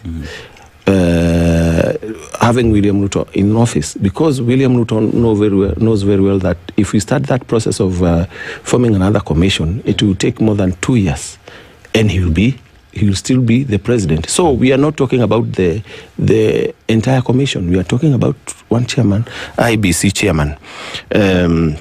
You have talked about Kalonzo. Yes. And I want to tell you, Kalonzo is a former vice president. He has served in this country for more than 40 years as a member of parliament, as a minister, as a vice president, and as a leader of a political party. I think Kalonzo has his own ways of doing things. That's all I can say about Kalonzo. And the former vice president Kalonzo Musyoka is one of our serious contenders of presidency. So let's wait and see. I mean, I still want to go back to IEBC. You've talked about resignation of kicking out the chairperson ahead of before the next general election. And that notwithstanding, then, where does that place the reason to win that DCP had in Ol Kalou? Was that as well? Sorry. The reason to win in Ol Kalou being handled by IEBC, is that valid given the fact that the same chairperson went through the same process? Yeah, we know they wanted to manipulate the process, but people rejected. So that win is valid. People rejected whatever they wanted to do. You saw them barricading the roads leading to polling stations when they realized that IBC and state machinery. In a minute. We are in. Yeah, in a minute. Will DCP go to elections if Ethicon is not kicked out? We will go.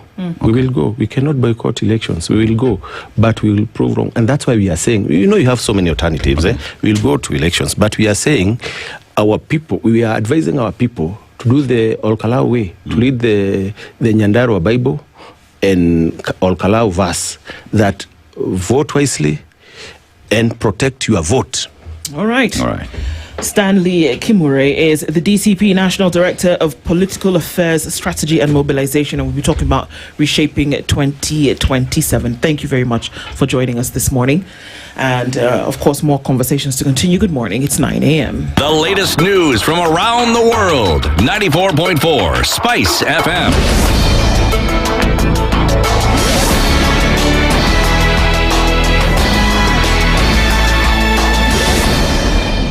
Good morning, this is the news. Sheila Tembor. Tensions have emerged at the Kilungu Hospital morgue in Makueni County after the family of 44-year-old Gideon Makau disputed the findings of an autopsy conducted following his death in police custody. Makau was arrested on Tuesday on suspicion of possessing a machete. His family was informed the following day that he had died at Kilungu police station. Police had initially said Makau died by suicide while in custody. However, an autopsy found that he died from suffocation, prompting the family to question the circumstances of his death. Makau's mother, Teresia Mbadi, has alleged foul play, questioning how her son could have hanged himself using trousers. Tukaanza hapo kuambiwa kila kitu iko sawa, ni yeye alinyonga na trosa yake. Mbona tukija hapa trosa tunakuta ni loose na ati na mnyanga? Ndio tumeona hapa, tumefanya yeye mwenyewe tumeona amejinyonga. Sisi kama familia tutajua ukweli namna gani, ni kunyongwa amenyongwa ama yeye ndio amejinyonga. Here's widow Pauline Gideon said the family was no longer satisfied with the explanation given for his death. Mama yetu aliuliza swali lingine, akauliza na simwende mtufungulie mahali alikuwa amejitia kitanzi, wakakataa. Mimi sina imani na hii serikali. Nimekataa hiyo katakata. Wakuja wachukue hata ziko kwangu. Wakuja wachukue wazike huko kwao hata ziko kwangu. Meanwhile, IPOA has said it will conduct thorough investigations into the circumstances surrounding Makau's death and ensure justice is served. Interior PS Raymond Omolo has dismissed claims by leaders of the Linda Mwananchi movement that suspected goons have been sent to disrupt their political rally in Homa Bay County this weekend. Omolo said police will provide security at the rally and urged the organizers not to fear. He also warned young people against being used to cause chaos at political gatherings, saying those behind such actions will face the full force of the law. Everybody has a right to go to any part, any corner of the country and canvass their issues. And the public, I think, are also smart enough to read between what the political players say and do. As a PS in charge of internal security, the position is very clear. Everybody is free to go anywhere. And while at it, the expectation is that we must observe law and order. Meanwhile, leaders of the Linda Mwananchi movement insist their Sunday rally in Homa Bay will proceed as planned despite what they describe as attempts by local leaders to disrupt it. Speaking in Kisumu, Siaya Governor James Orengo said the coalition will not be intimidated or persuaded to cancel the rally. We will not be cowed. We want to ask every person from Homa Bay, come and receive us, because we know the people who are in two-term are the leaders. But the local communities and the local people and our people from Homa Bay, their hearts are where Raila is. We are still going to come because this battle is not Linda Wananchi. Actually, it was initially Linda Wananchi, but now they have transformed it to a battle to fight for democracy. In other news, teachers who engage in cyberbullying or other unprofessional conduct on social media could face disciplinary action, the Teacher Service Commission has warned. In a notice, the Commission said teachers are expected to uphold professional standards both in person and on digital platforms amid concerns over online harassment, intimidation, and offensive content. TSE Acting CEO Evelyn Mitei said teachers' freedom of expression does not extend to hate speech, incitement to violence, ethnic incitement, or discrimination. The Commission has urged teachers to exercise caution when creating or sharing content online, particularly material that could lead damage to the reputation of the teaching profession or amount to cyber harassment. Teachers have also been reminded to protect the privacy and personal information of learners and colleagues when using digital platforms. TSC said those who violate the Code of Conduct and Ethics for Teachers or engage in unlawful online activities will face disciplinary action under the relevant laws. And Machakos Town MP Kale Mule has welcomed government reforms requiring employees and employers to each contribute 6% of their salaries to the NSSF. Speaking in Mavoko, Machakos County, Mule said the changes have significantly increased contributions to the fund, which he noted has now doubled the amount accumulated since independence. Kutoka tupate independence, pesa ambayo NSSF imesave ilikuwa 362 billion from 1963 kutoka tupate independence. In the last 3 years, sasa Kenya total savings ni 700 billion shillings. Hiyo ni kupanga kazi ama si kupanga kazi? And that's the news. I'm Sheila Tembor.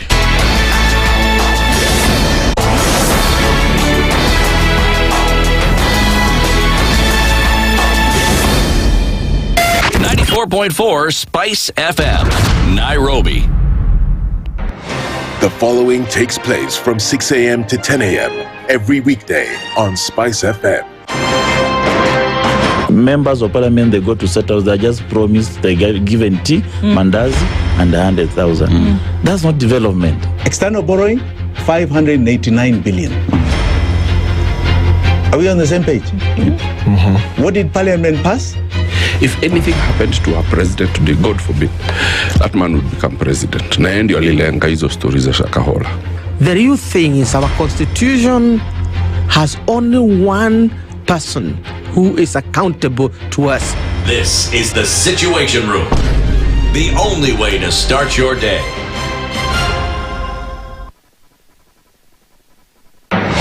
The following takes place from 6 a.m. to 10 a.m. every weekday on Spice FM.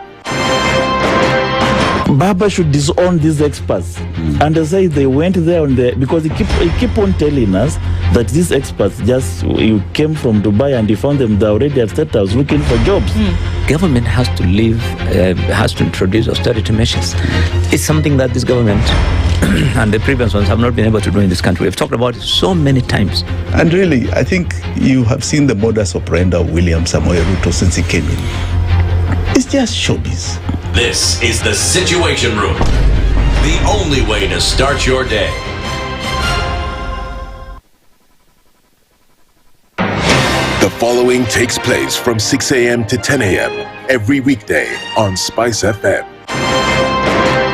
Parliament has got powers. Let me break it down. The National Assembly can initiate an impeachment of the president. This same and the National Assembly. Yes. That's our constitution. This is just a continuation of the previous administration, which Ruto was part of. President Uhuru himself openly said that we're losing 2 billion daily. Daily. I mean, come on. Are you saying that we don't have a central bank? If we look at Kenya, both public-private sector, that figure is ranging between 30 to 40%, right? I think it's clear that the government of Kenya is living beyond its means. This is the Situation Room, the only way to start your day. Mature, intelligent talk every morning. Spice up yourself.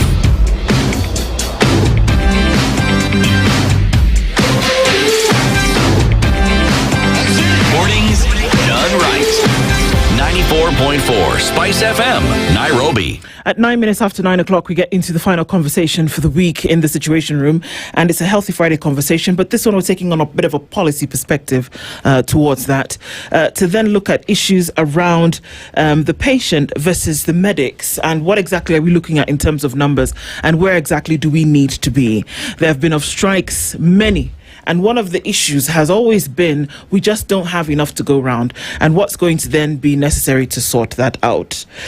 Olivia Okoh is the Chief Executive Officer of the Commonwealth College of Medical and Related Studies and joins us in the Situation Room this morning. Good morning, Olivia. Good morning to you. Karibu sana. Asante. Thank you for being here with us this morning. Seth Panyako is the Secretary General of the Kenya National Union of Nurses and joins us here as well this morning. Good morning. Good morning. Karibu. Thank you. We're going to get into this conversation to then try and understand exactly where we are. But before we do that, we'd love for you to interpret our proverb, which Dennis will share. Yes, our proverb comes from Mauritania, Islamic Republic of Mauritania. But before we get to the proverb, some of the few things that they are rich in, phosphates, talk about copper, gold, gypsum, as well as fish, because they are a port country as well. The proverb that we get from them: the rat that follows the scent of roasted meat into the trap cannot blame the cage of wickedness. The rat that follows the scent of roasted meat into the trap cannot blame the cage of wickedness. Ladies, go first. How would you interpret it?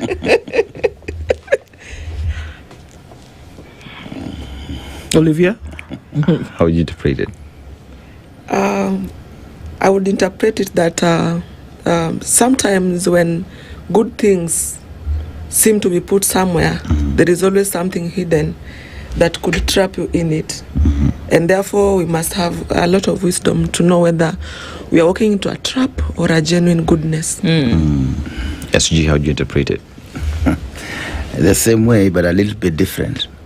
The same way that you are following those good things, but you know very well that they are not heading the right direction. So you actually have the information already. It's not like you don't know. So it's upon you. You are going, but knowing that in Kenya, in politics, you say, my body is there, but my heart is not there. Okay.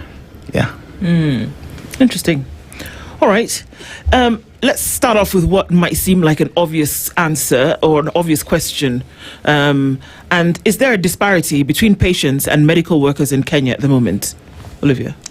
Yes, there is. What kind of one? Because disparity, we are talking about our workforce being able to fully take care of the patients who appear in our facilities.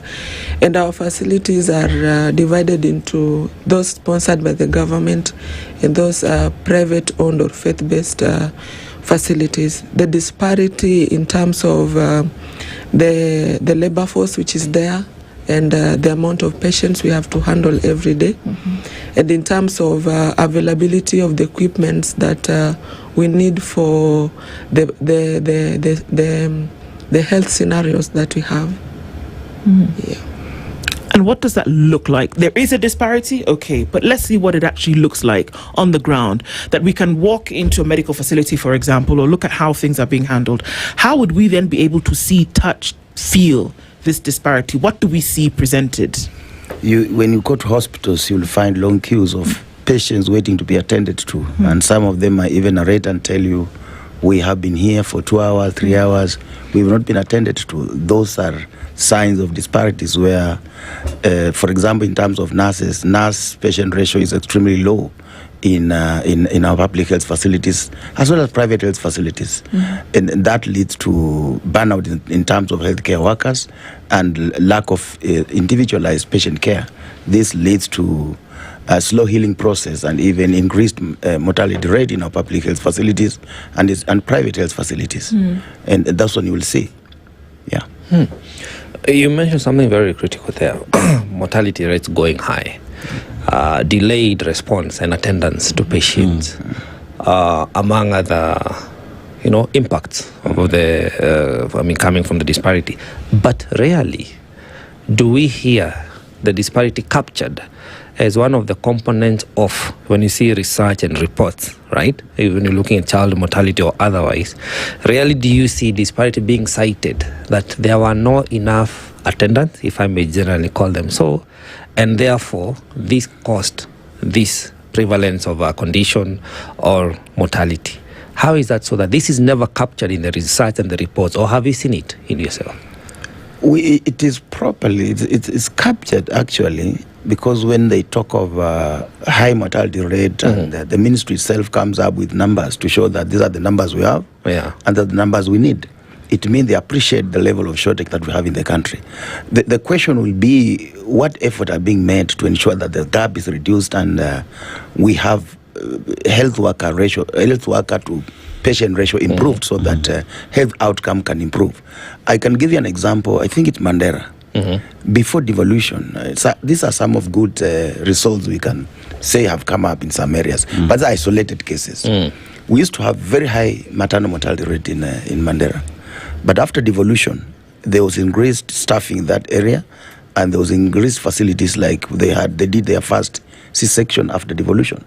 We have had zero maternal mortality rate, death in the mortality rate we have zero mothers dying the last financial year when it was evaluated. And in that count? In Mandera. And that's something very good that we should be proud of, because myself, I am someone who is very much touched with the maternal child health. I keep saying that I lost my sister when she was giving birth, and that made me feel like I need to do more in maternal child health, because she lost her life and her child also passed on. And therefore, it made me attached to the mothers. If there's any war that's ever been fought on this earth that has never been recorded, is the war of giving birth.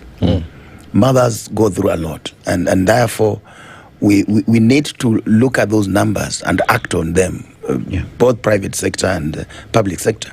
Because when you talk of for example, I'm a nurse, I more talk about nurses than opposed talking the general healthcare workers. The nurse ratio in Africa and the Eastern Mediterranean countries is very low. You get of like 1.5 nurses to about 1,000 population, and that keeps about three nurses per 10,000 people, while it's required on the minimum to have about 25 nurses to 10,000 people. The highest in those developed countries, we say the well-paying countries, they have about 40, and between 35 to 40 nurses per 10,000 population. You find that in America, Britain, and they still cry of shortage. And here you said the number is? It's three. Three nurses per 40. Per 10,000 people. Okay. So it is like 1 to 3,500 thereabout. Yeah. You see, while in the Western countries it's about 9 to 10 per 1,000. That gives you about 35 to 40 in a population. And Africa and the Eastern Mediterranean, we're supposed to be talking about the minimum, which is 25. We are doing 3. So you can imagine if you might have heard stories, but if you have gone to public health facilities, you will prove that at some point in Busia, I think it has improved. We had one nurse managing 3 wards. You ask yourself, what is she doing? I mean, Olivia, if we talk about the number of nurses, then we have to equally go back and look at institutions that put them there. You go to KMTC and other medical colleges that do exist that churn these medical professionals into the system. How many are we graduating, and are we seeing equal measure in terms of absorption into the industry? Is it that we have not graduated enough professionals to meet the numbers that we have, or is the problem absorption within government? When you talk about training and training to skill the healthcare sector, you don't. I wouldn't talk only about nurses. Yep. Although nurses are the custodians of the hospital, and we also can't run without them. There are so many cadres in the hospital.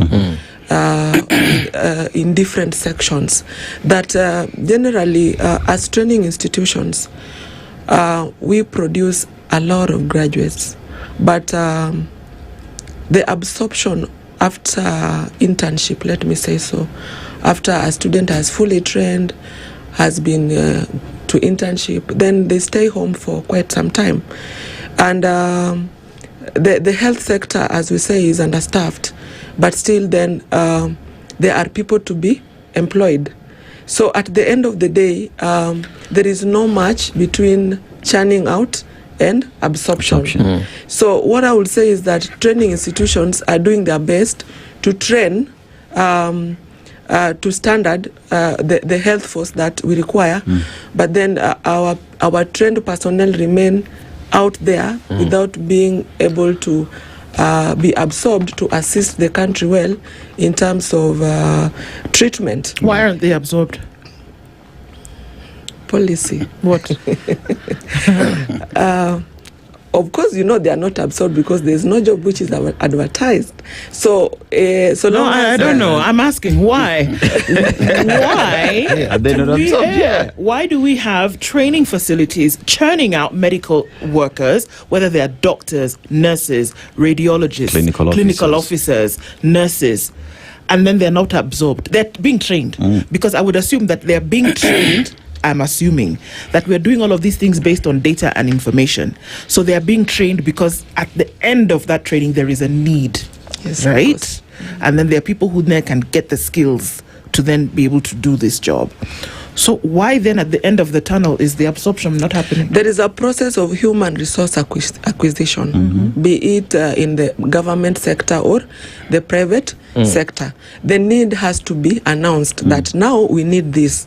And then we have to say we are ready. The need has been announced. It is shouting. The need is shouting. No, sorry, Olivia. Come on. It's shouting, yes. That we have been told that the disparity is there. What that number is baffling. I've even forgotten it. I think 3 to 10,000 to 100,000. To 100,000. Okay, let me not say the need. Let me not say the need. The need is there, but the decision to address the need is what is not there. Now we're talking. Let me put it, Olivia. Let me put it differently for you. As we answer the why question, because clearly we have training institutions, right, which are up to standard.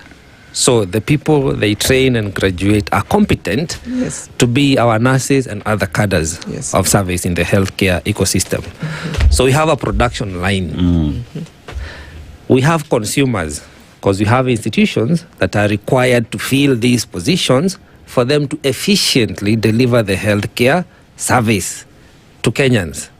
So we have consumers and we have market, because the facilities are the market where these services are absorbed. The consumers are the patients. We have money, because every project needs resources, right? From our taxes, where we see budgetary allocation. Like now, we have 177.8 billion allocated to health. A portion should go to part of this recruitment. The question is why, simply, are we not seeing this qualified, competent, certified person who is being demanded by the chairman to be deployed, and the resources are being provided? Why are they not working today? Let me answer that. Yes. You see, you are saying Kenyan taxes, and you are even saying how much has been allocated to health. Right. But in health, there are so many other issues to be tackled apart from human labor or workforce. And then it is about prioritization of the need. Yeah, the need is there, but then we need to do this allocation in a manner that every sector will be covered. But then now when we are deciding is when we decide now, this time we are going to get this amount of labor based on the allocation we have. And Aseto will also tell you that the allocation is not enough. So the issue is money. The issue is that the money is not enough. Okay, let me frame it differently. Every day or every year, we have the pass out with the police, the army, the NYS. I have never in my days as a Kenyan heard of a policeman who was graduated and they were not deployed. So please help me understand. Seth, help me understand this disparity. First, the difference between the police, the army, the security agencies, the government one, public ones, is that you are recruited as an employee, and part of training is employment. So, as opposed to these other Kenyans, when you are going to college, you go to a private college. And you train either privately or partly sponsored by the government, and when you finish, you scramble for the few available spaces based on the finances that are available. But for the security, they purposely budget for them. But for health sector, there is nobody who's purposely budgeting for the human resource. And yet both of these have the distinct duty to secure life. Correct. And you see, during Ebola, they said the greatest army was the health workers, led by the nurses. But you see now, when priorities when politics supersede priorities, and then you see somebody wants to do visible projects that can be seen by the people so that those people can be re-elected. And that's why we said, when you look at the Abuja Declaration of 2000, it said that every state that appended its signature to that Abuja Declaration was supposed to allocate 15% of the national budget, 12. Now in Kenya, how do you do that? You have a fragmented system of government where health has been disbanded and taken to the county governments. About now 48 plus employers. It's been disbanded and taken to the county government. However, the control of the purse still remains at the national government for health. So it's almost a quasi-devolution of health, whereby they say the function of health, you counties, you may have it. But the control in terms of the money, we are going to keep it here centrally. Can that really work? Because if we're going to be having an honest conversation, let's talk about it as it really is. That the people have been medical professionals for the last 20 years, yourself involved, Seth, included, have asked about a health service commission. The thing that we are comparing now police to, guess what? They have a commission. And that's why you're able to see certain things happen. Correct. Health does not have one. And yet, we have talked about the fact that if you have a sick nation, you might as well not be doing anything. Go to the forest, right? And these are some of the things that we're talking about. So can we have an honest conversation about what really needs to happen? Because we can be talking about the fact that the money is not there. We can talk about the fact that there are hundreds of thousands of people who are being cared for by a very few. Because the thing we talk about nurses, when they're just a few, you can apply the same to doctors. You can apply it to clinical officers. You can apply it to all these equipment handlers across board. Can't we? That's why when you go to a referral hospital today, you have lines of people as though they were waiting to get bread. That's why. Can we not talk about that? I would not say disbanded. Okay, maybe Seth used devolved. We can go with devolved. Health was devolved as per the constitution, but there was no proper plan of the process of devolving it. So it failed. Yes, because now, if each county is going to pay its workers when it has the money, so there is a lot of challenges at the county level, and that's where what you are talking about as a commission comes out, that there needs to be a centralized way in which, even if it is devolved, the pay, like if I'm a teacher, just not 25th, I'll be paid without question. Yes, but then in the health sector, it changes from county to county, and sometimes there's a hardship in the county, and they're told it's next week, it's the other one, or it wasn't paid. So I think the need to motivate the human resource through a one system of payment and a sure way of sustainability should be discussed. We have seen in the government where they have really struggled. Actually, the government has tried to provide more facilities and even more equipment.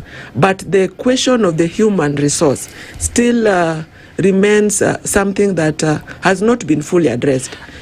I have a question, Olivia, after Dennis. We talk about human resource and availability of jobs. I reckon if you just use the statistics that we do have in terms of the numbers of clinical, health workers that we need vis-a-vis the population, that itself is a job opening because it speaks to the unavailability of requisite numbers of health professionals that are needed in our hospitals to offer that service. One then proceeds further to ask the question where it is devolved, but funds have not followed the function. Is there political goodwill to address health concerns in the country, especially when you talk about human resource? You see, the goodwill might be there, but government structure might hinder the goodwill. Mm-hmm. For example, you have seen the universal health coverage stuff. Government, national government in her own wisdom realized that there's great shortage at the county government's level, and they were not willing to apportion money to hire. Mm-hmm. So during COVID-19, the government decided to do support to the counties by employing these about 8,700 healthcare workers. When it comes to now transiting them to contract to permanent and pensionable, it has been a very serious issue. We have worked so hard to ensure that money is allocated. Mm-hmm. The current CS for Health, Eden Dwale, has done a very wonderful job, because when he came in the ministry, we worked closely with him to ensure that 8.6 billion was allocated for these people to be put on permanent pension. But as we're talking today, money has been allocated. These health workers have not been given letters of permanent and pensionable. Honorable Eden Dwale has proceeded to change their pay slip to read permanent and pensionable. Yet they don't have letters. So there's no goodwill. Is that constitutional for him to do? I don't know whether it's constitutional or not. Okay, it's not. It is not. Illegal. It is illegal. It's an illegality. Well, as a worker, as a leader of the worker, what is benefit my worker, I don't care whether it's legal. But that's where we say the end charge. But you should. You should. Oh, come on. When it comes to my member benefiting, the end will justify the means. But you know what happens? I'm sorry that we have to hold on to that point. All right. What happens is that you now put somebody in a state whereby, okay, they're receiving the money and that's great, but then in the future, if somebody comes in that's not Aden Dwale or Seth Panyako, what happens to that person when they come and they say, okay, that's fantastic, but it is not documented, so how are we going to continue? What do you do to development? You cut it short. I clearly agree with you. Yeah. And that is why we're on strike. It's one of the main reasons why we're on strike, because they have to transit to permanent pensionable for them to have security of job, so that even when they are working, they are sure that they'll get salary at the end of the month, and they're assured if they don't make mistakes in the line of duty, they will retire at the age of 60. They can plan for their life, and then they're assured that when they retire, they have a proper pension scheme to keep them going in retirement. That's what we are fighting for. Now they have a pension scheme. They have now medical cover, and to me, that's very good. Now, I'm saying this because there's another example I want to give. Okay. Where maybe legislation is not working with the executive. Okay. We were promised hiring of 5,000 nurses in this financial year, only to realize that the money was not allocated. So advertisement have not been made. And again, it's being done by the national government on realization that the county governments are not hiring enough to keep to the pace of the nursing shortage, so that they meet the universal health coverage, because human resources is key. And so when I spoke to the minister, he said they are going to have it done in supplementary budget. Yet, this proposal to hire 5,000 nurses was there. So the person who is in charge of the Commission of Revenue Allocation and the Parliament should have looked in this issue and allocated money. But if we had the Health Service Commission centrally placed to look at the human resource aspect of healthcare workers, this will be done, because that will be their work. The way the Teacher Service Commission ensures that money is allocated for promotion, money is allocated for hiring new teachers, and that's why teachers have been hired more than even the police, more than the army. It is only in the teachers where they have hired more than 100,000 workers, where they hired more than 100,000 in 1 year. It has never happened in Kenya. And therefore, we centrally managing healthcare workers is very important. But I want to say in terms of welfare for the workers, we will not talk about health workers alone, because we don't work alone. There are other departments that make sure that the health system functions. County government have issues payment of salaries. Some of the counties have not even paid salaries for 3 months up to now. And my thinking will be like, we ring-fence the issue of salaries. so that from this salary can be deducted from the source and goes direct to the workers. They deduct money for bank loans, they don't remit. They deduct money for pension, they don't remit. They deduct money for union dues, they don't remit. So you realize that if this is done at the source, we have gone on strikes after. By the way, health is not a devolved function. It's a shared function. I think this is a mistake that people are making. And the moment you continue making this mistake, you know who you are shielding? I come to you. And you say the money has not followed the function. Because you have made this thing called health as a devolved function to be the plain truth when it's a lie.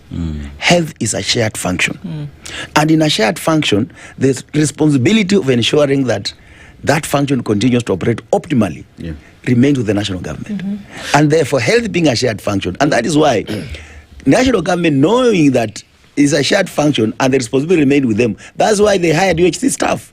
That's why they want to hire 5,000 nurses. To fill they the gap, know it. To fill the gap that they should be filling by they know hiring it. people. So please, let us not talk about health as a devolved function. We have devolved functions like agriculture that are 100% went to the counties, water. But when it comes to health, we have the national referral health facilities with the national government. But said health policy with the national government. Allow us to take a break. Can you hold on to that question? After the break.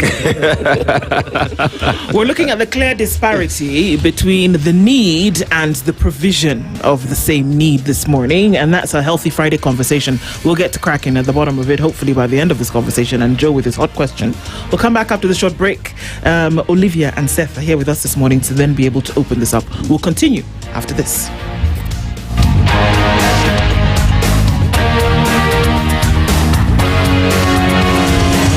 This is the Situation Room, the only way to start your day. Traffic.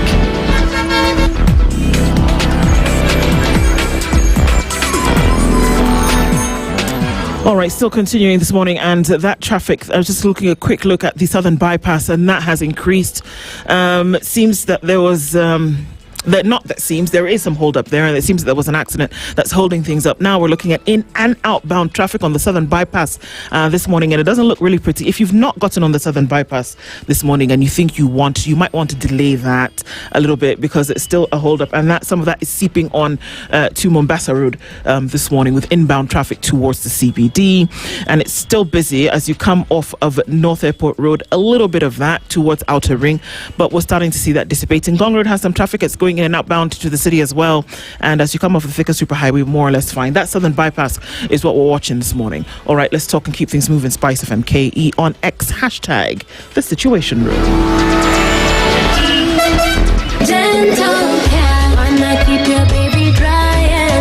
Being a parent is a beautiful journey, but let's be honest, it's also a high energy sport. When your little one is comfortable, dry and free to explore, there's absolutely nothing stopping them. That's why this week on Sugar and Spice, we are celebrating your child's unstoppable milestones in partnership with Bidco. Tune in weekdays from 11 a.m., share your toddler's most unstoppable moments with us, and you could win a premium Gentle Care baby pants hamper from Bidco. For the unstoppable, for the mother who cares. Mature, intelligent talk every morning. Spice up yourself. Mornings done right. 94.4 Spice FM, Nairobi. We're continuing our Healthy Friday conversation, and Joe Kamanya's hot and burning question. Oh, yes. So you didn't just attempt a constitutional coup there when you say that health is a shared function, because it is not a shared function. It is actually a devolved function. And Schedule 4 of the Constitution describes that clearly. So, and earlier on you said you really don't care so long as your workers benefit, whether it is constitutional, what the CS Health has done or not, cementing them as PNP, yet in actuality they are not in terms of remuneration. So this begs for the question then, is the problem the people we have? Because, even Olivia says the issue is resources, but if police are allocated enough resources for training, recruitment and deployment, the same can be based in terms of data and research and numbers, so that we're able to drive things constitutional. Is the issue the laws we have that health is a devolved function, Or is the problem the people we have in charge who choose and cherry pick when to suspend the constitution and when to apply it as they deem it fit?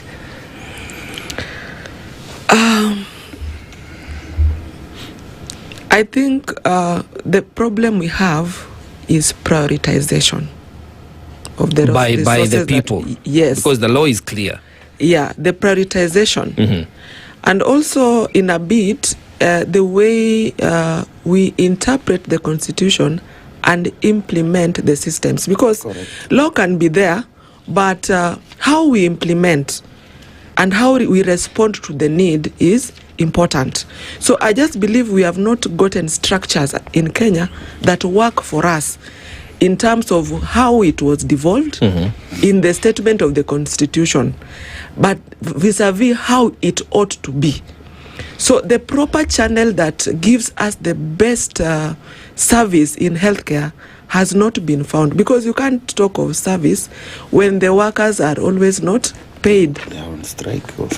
Yeah. So I think we just need to get the best structure. And where there is usually conflict, or where we see that we are not able to correctly interpret or implement the law, then it calls for people to come and say, we have an issue here, and maybe let's appoint a task force to do some inquiry and find out how best are we able to manage our health system. Because as it is, we cannot even run away from the truth. It's not working. Okay, but why is it so difficult to just follow what it says? Very simply, follow what it says. Because then what happens is number one, we don't follow what it says. Then people get frustrated and they decide to go on strike. Then you know what you do? You come in and they say, okay, fine, you know what we'll do? Let's institute a CBA. You have CBAs that run for 4 years, and then at the end of one CBA, you come and you institute another CBA, as opposed to just doing what the law says you should do. There's a service, it's delivered, you compensate or you remunerate. That's it. But we want to complicate things and we say, okay, you know what? You guys wanted medical cover. Okay.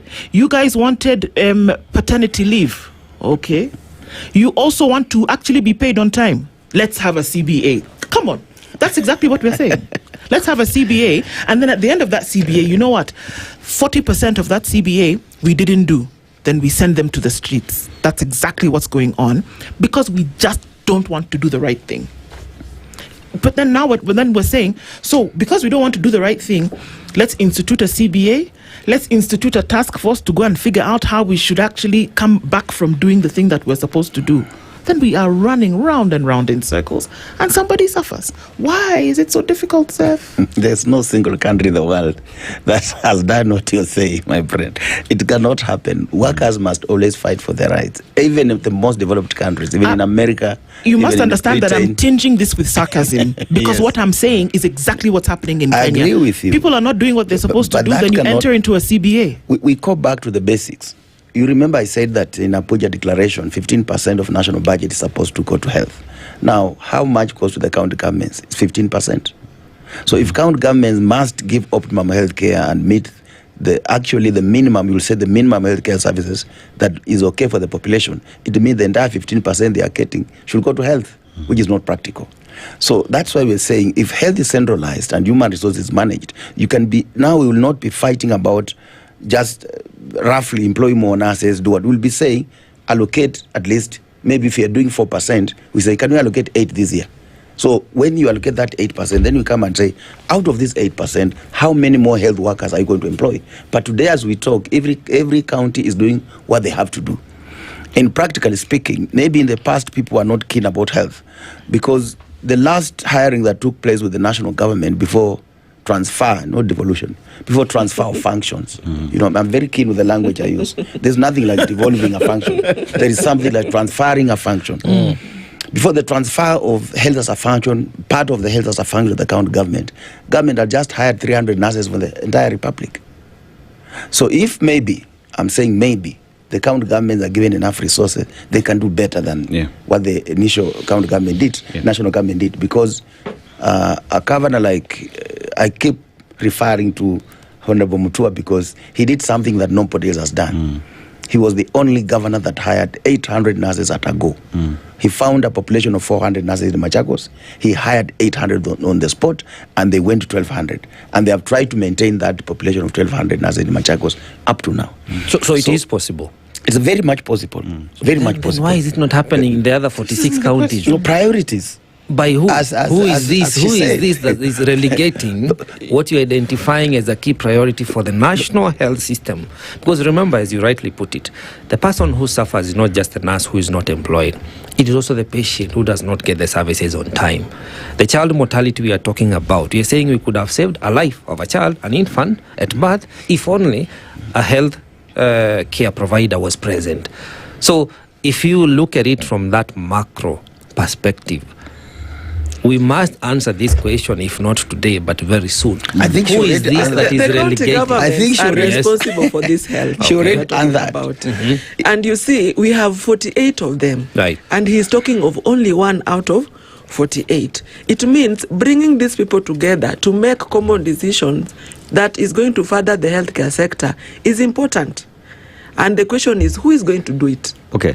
To make every governor realize that health is a priority and to allocate adequate resource to it in terms of human resource and in terms of equipping and all that. 48 county governments. No, we have 47 county governments. Plus the national. Plus the national 48, plus the state corporations, more than 50 employers within public more sector. than 50 employers within the public sector, right? And that right there is confusion. There has been talk on having the National Healthcare Commission, right? And that would then harmonize the structures that then gets to handle the health workers within Kenya. What is stopping that process? What's delaying that process? You know, when the constitution making process was taking place, health sector did not have a single union. Yes. Those that existed had other priorities, and professional associations had other priorities. When teachers were fighting in Naivasha that Teacher Service Commission should not be removed, our colleagues, the healthcare professional associations, were fighting about apportions. They did not understand the need to have the Health Service Commission. It will require a referendum for us to have the Health Service Commission. Even if you try to bring other bodies to advisory, whatever, it will not work. Unless we have a constitutional amendment process where the Health Service Commission is entrenched in the Constitution, we'll continue talking about these things.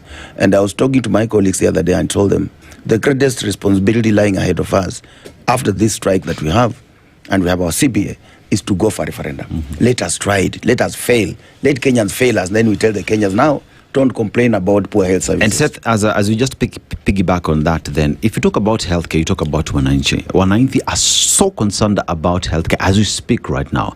And when you talk about referendum, it is them who will go to cast their vote to either pass that commission or not, right? And knowing very well that Wananchi is at the center of this conversation, are we pushing it? No, the challenge to them to understand the importance of this referendum being a question even as we approach 2027. The challenge that we have is not a common Mwananchi. This constitution, we gave powers to the people as provided in Article 1. Yes. But inside the constitution, we took away power from the Kenyans. For example, when you collect 1 million signatures, just a few MCS will sit and they'll be bribed 10,000 shillings each, and they'll fail that referendum. If it fails at that level, it will not step in parliament. So that thing of saying collect signatures, take to the MCAs who can be bribed by 10,000 shillings, and then they bring that motion down, is the greatest mistake. We took away the powers from the people. It should have been, if the MCAs reject, it still goes to parliament. And let the people decide. Once you have, even the threshold of collecting signatures should have been high. But the people, overall Kenyans must make it. You can imagine 1 million signatures being brought down by about 2,000 people. So we took away the powers from the people. The people have no powers. Even if you want to amend that constitution today, and somebody will go and bribe 24 county assemblies, it will not see the light of the day. It will die there. I am sticking with this like a dog with a bone. We have a National Human Rights Commission. It does not stop the violation of human rights in Kenya. So even if you formed a commission basically for nurses, right? Not nurses. For healthcare workers. For health workers. For health workers. Yeah. According to me, I do not see how that will improve the disparity. I do not see how that will improve the quality of service provision at the all health facilities. I'll give you an example. Look at what it's doing for police and teachers. Correct. Yes. Even the police, the teachers, even the what else? Who else? These all workers that have a commission in Kenya, they have their priorities right in the budget. For us, the budget will go to the counties and 15%. And this staff shortage, let us not forget that the national referral facilities has acute shortage. Go to Madare. Madare is supposed to have about 1,500 nurses. They only have 200 to 270. You can see that level of shortage. So, and even that Madare National Hospital is supposed to move to Ngong. It has not moved. Why? Some fellows want to eat the money. So you can see that when we talk about this problem, we should not look at the county government alone. Even national government has problems. The national government is better today because it has the correct CS. If that CS left, as you have said, and another one comes in, you said the correct CS. Yes, the correct, the right person. You know, we have a CS who does things, who moves things. You discuss with him right away, and he will pick a phone call and will call the person because he did move. But you will have another one. Yes. Just so that we are on the same wavelength with fellow Kenyans. It is true he moves things because he also moved 11 billion Kenya shillings, but we don't know where it went. That should be a discussion of another day because I am not. We are clearly talking about disparities today and the problems about it. Right. For me as a leader of the workers, I will look at what affects me and affect my members. Of course, that 11 billion will affect us because the hospitals will not have the medicines, and that's what is happening. And there are people. That's the National Commission for Human Rights, isn't it? You said there are also other bodies established within the government to ensure that such 11 billion does not move. So if they're not doing their work, I'm not going to do their work. My work is to defend nurses. And that's exactly what I want to do and do it perfectly so that when I retire and go home, I can be remembered for defending the nurses. Do you reckon that the country is having honest conversations, especially when it comes to healthcare? Because fine, we say it is devolved, but money remains with the national government. Statistics shows that we have less nurses. We shun out enough nurses that would would address the issues that we have, but you don't want to institute them. We know where the issue is. We want a health commission, but you're not having this conversation. As a country, are we having this conversation about healthcare with total honesty on what solutions need to be given? Currently, as it is, we are assuming, I think as a country, we are assuming that our structures are working. But by the outcome, you see, for everything you do, you must evaluate, and evaluation comes through the outcomes of something. Now, if as a country we had, as Seth is putting it, partly devolved some services to counties and retained some services at the national level, but then the I would say specifically the human resource one is not working at the county. And honestly, we need first we need a political goodwill. Yeah, because as Seth is saying, bribing or whatever, those are political aspects of it, which if there is political goodwill, I think everything can work. So first of all, we need political goodwill, and then secondly, we need to honestly have a discussion about health in our country. Well, and I couldn't agree with you more.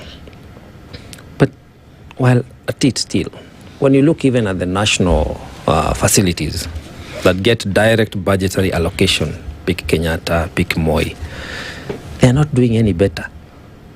So even, and you see, that would have been a point of reference where we say these national facilities, they are well managed because the utilization of resources and human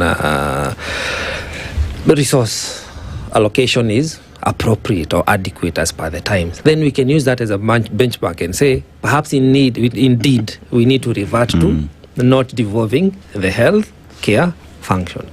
That's the more reason why I've said we need to have an honest discussion. Right. Because first of all, even what is under the national government is still inadequate. Right. Probably the only thing they ride on is that they are paid on time. But still the number is inadequate.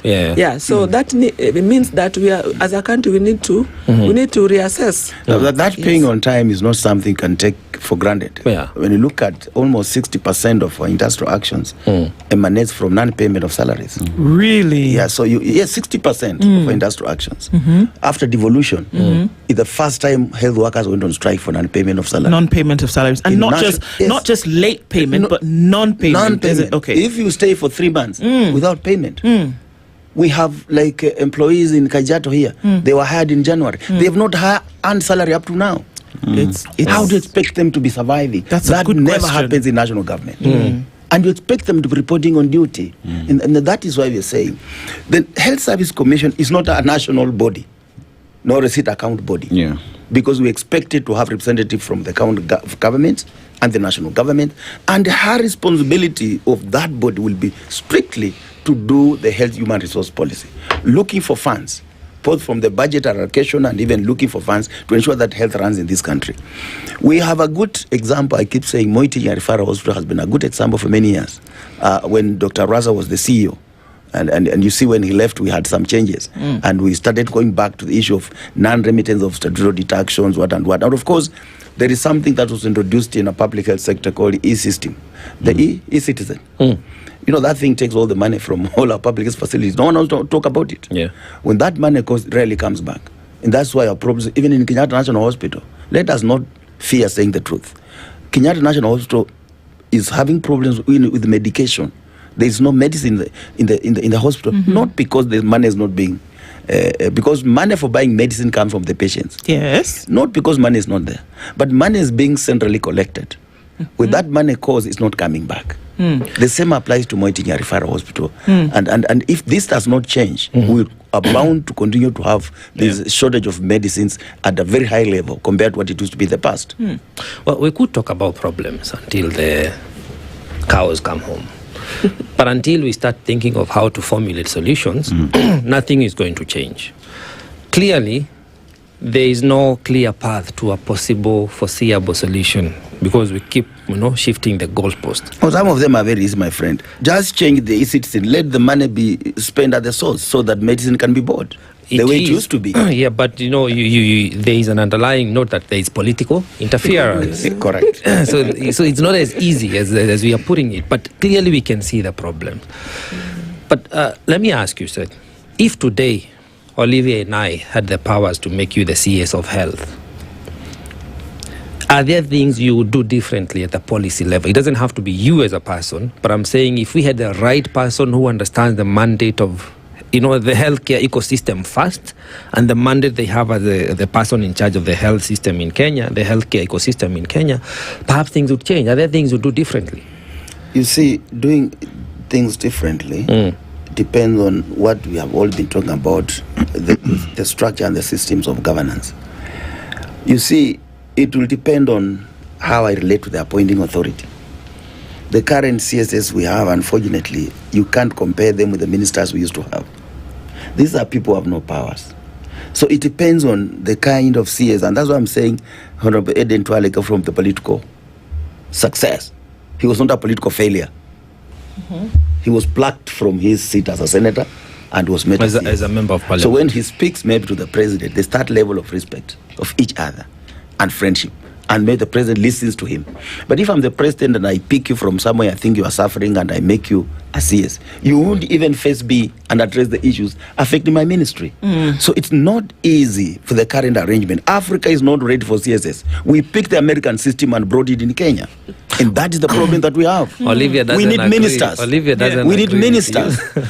We need ministers who have been elected by the people as members of parliament, and then they have been given added responsibility as ministers. So that if I face the president and say, this is good for the country, and the president refuses, I tell the president, take your ministerial position. Let me continue being a member of parliament. Olivia doesn't agree. But today, if you do that as a CS, you'll be fired. Olivia. Yes. Olivia. I don't think Kenya has a wrong system. We have a wrong system. I think we just need to listen to each other. Because what you are saying that I have to be a politician to address a president is not true. Right. Yeah. I'm telling you, you must have some backing. You must have some force within yourself for you to execute the mandate of that office.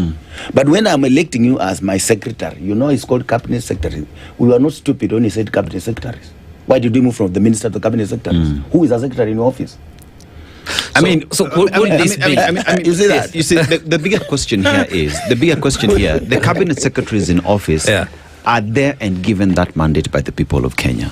They're not. No, right? They currently are not. No, they're appointed by the president. Appointed by the president. Allah?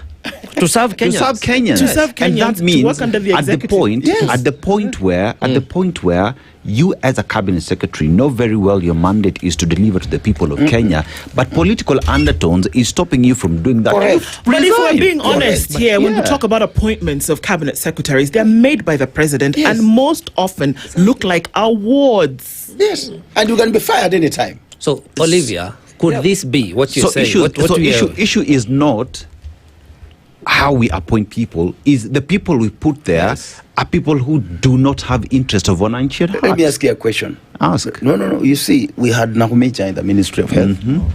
We had Barasa in the Ministry of Health. Yes. They failed to give us 8.6 billion for UHC staff. They failed to give us 7.6 billion for interns, health workers. Honorable Duale came and within 3 weeks, we had money for interns and we had money for UHC staff now. So what is the difference? It's not the same ministry. Were they not asking? Communication was there. I was here, I remember, and I said all communication has been made. The common denominator here is the president, right? Who is the appointing authority. So when his juniors fail, the president equally has failed. It depends also on how you approach the president. If you are not able to convince the president that this is supposed to be that's the problem. Why should you need to convince the president about something that's constitutionally bound? He knows his role. That is the system you put there. Anyway, our system is the constitution. We cannot run away from the fact that even if you are the manager of a place, a president manages Kenya. Right. The how issues are presented to you would make you make certain decisions. And to that extent, you might be right. We are also not absolutely right saying that CSS are not, they don't have the capacity. Because most of these CSS are also appointed on political recommendations. So I would say that I would just say that people have different ways of doing things, and in this case, if you are giving CS Duale some credit, I think he just has his way of doing things. Because even in politics, we have those who excel tremendously, and we have those who are fail. Now, all right, I'll put it to you as we wrap it up. That I think the problem we have is now this kind of different school of thoughts, where you have different personnel, different people, different beliefs. Suspending the constitution, the one binding document that should guide us on how to protect the health and the welfare of all Kenyans. Perhaps if only reverted to that document called the constitution, regardless of our political allegiance, we might have a working health ecosystem. And one would also argue that even as we close up this conversation, that if you take the constitution and put it where it's supposed to be, it wouldn't matter who, it wouldn't matter how, that if you followed the constitution as a guiding light, then you would say, okay, fine, this is how we're supposed to operate, and everybody else just plugs in.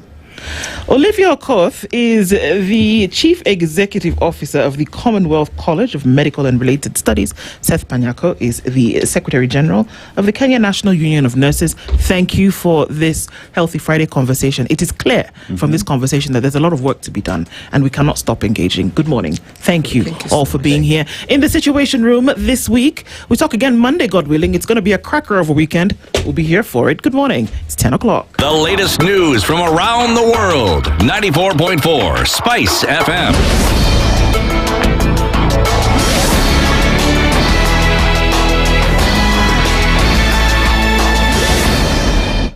Good morning. This is the news. I'm Sheila Tim.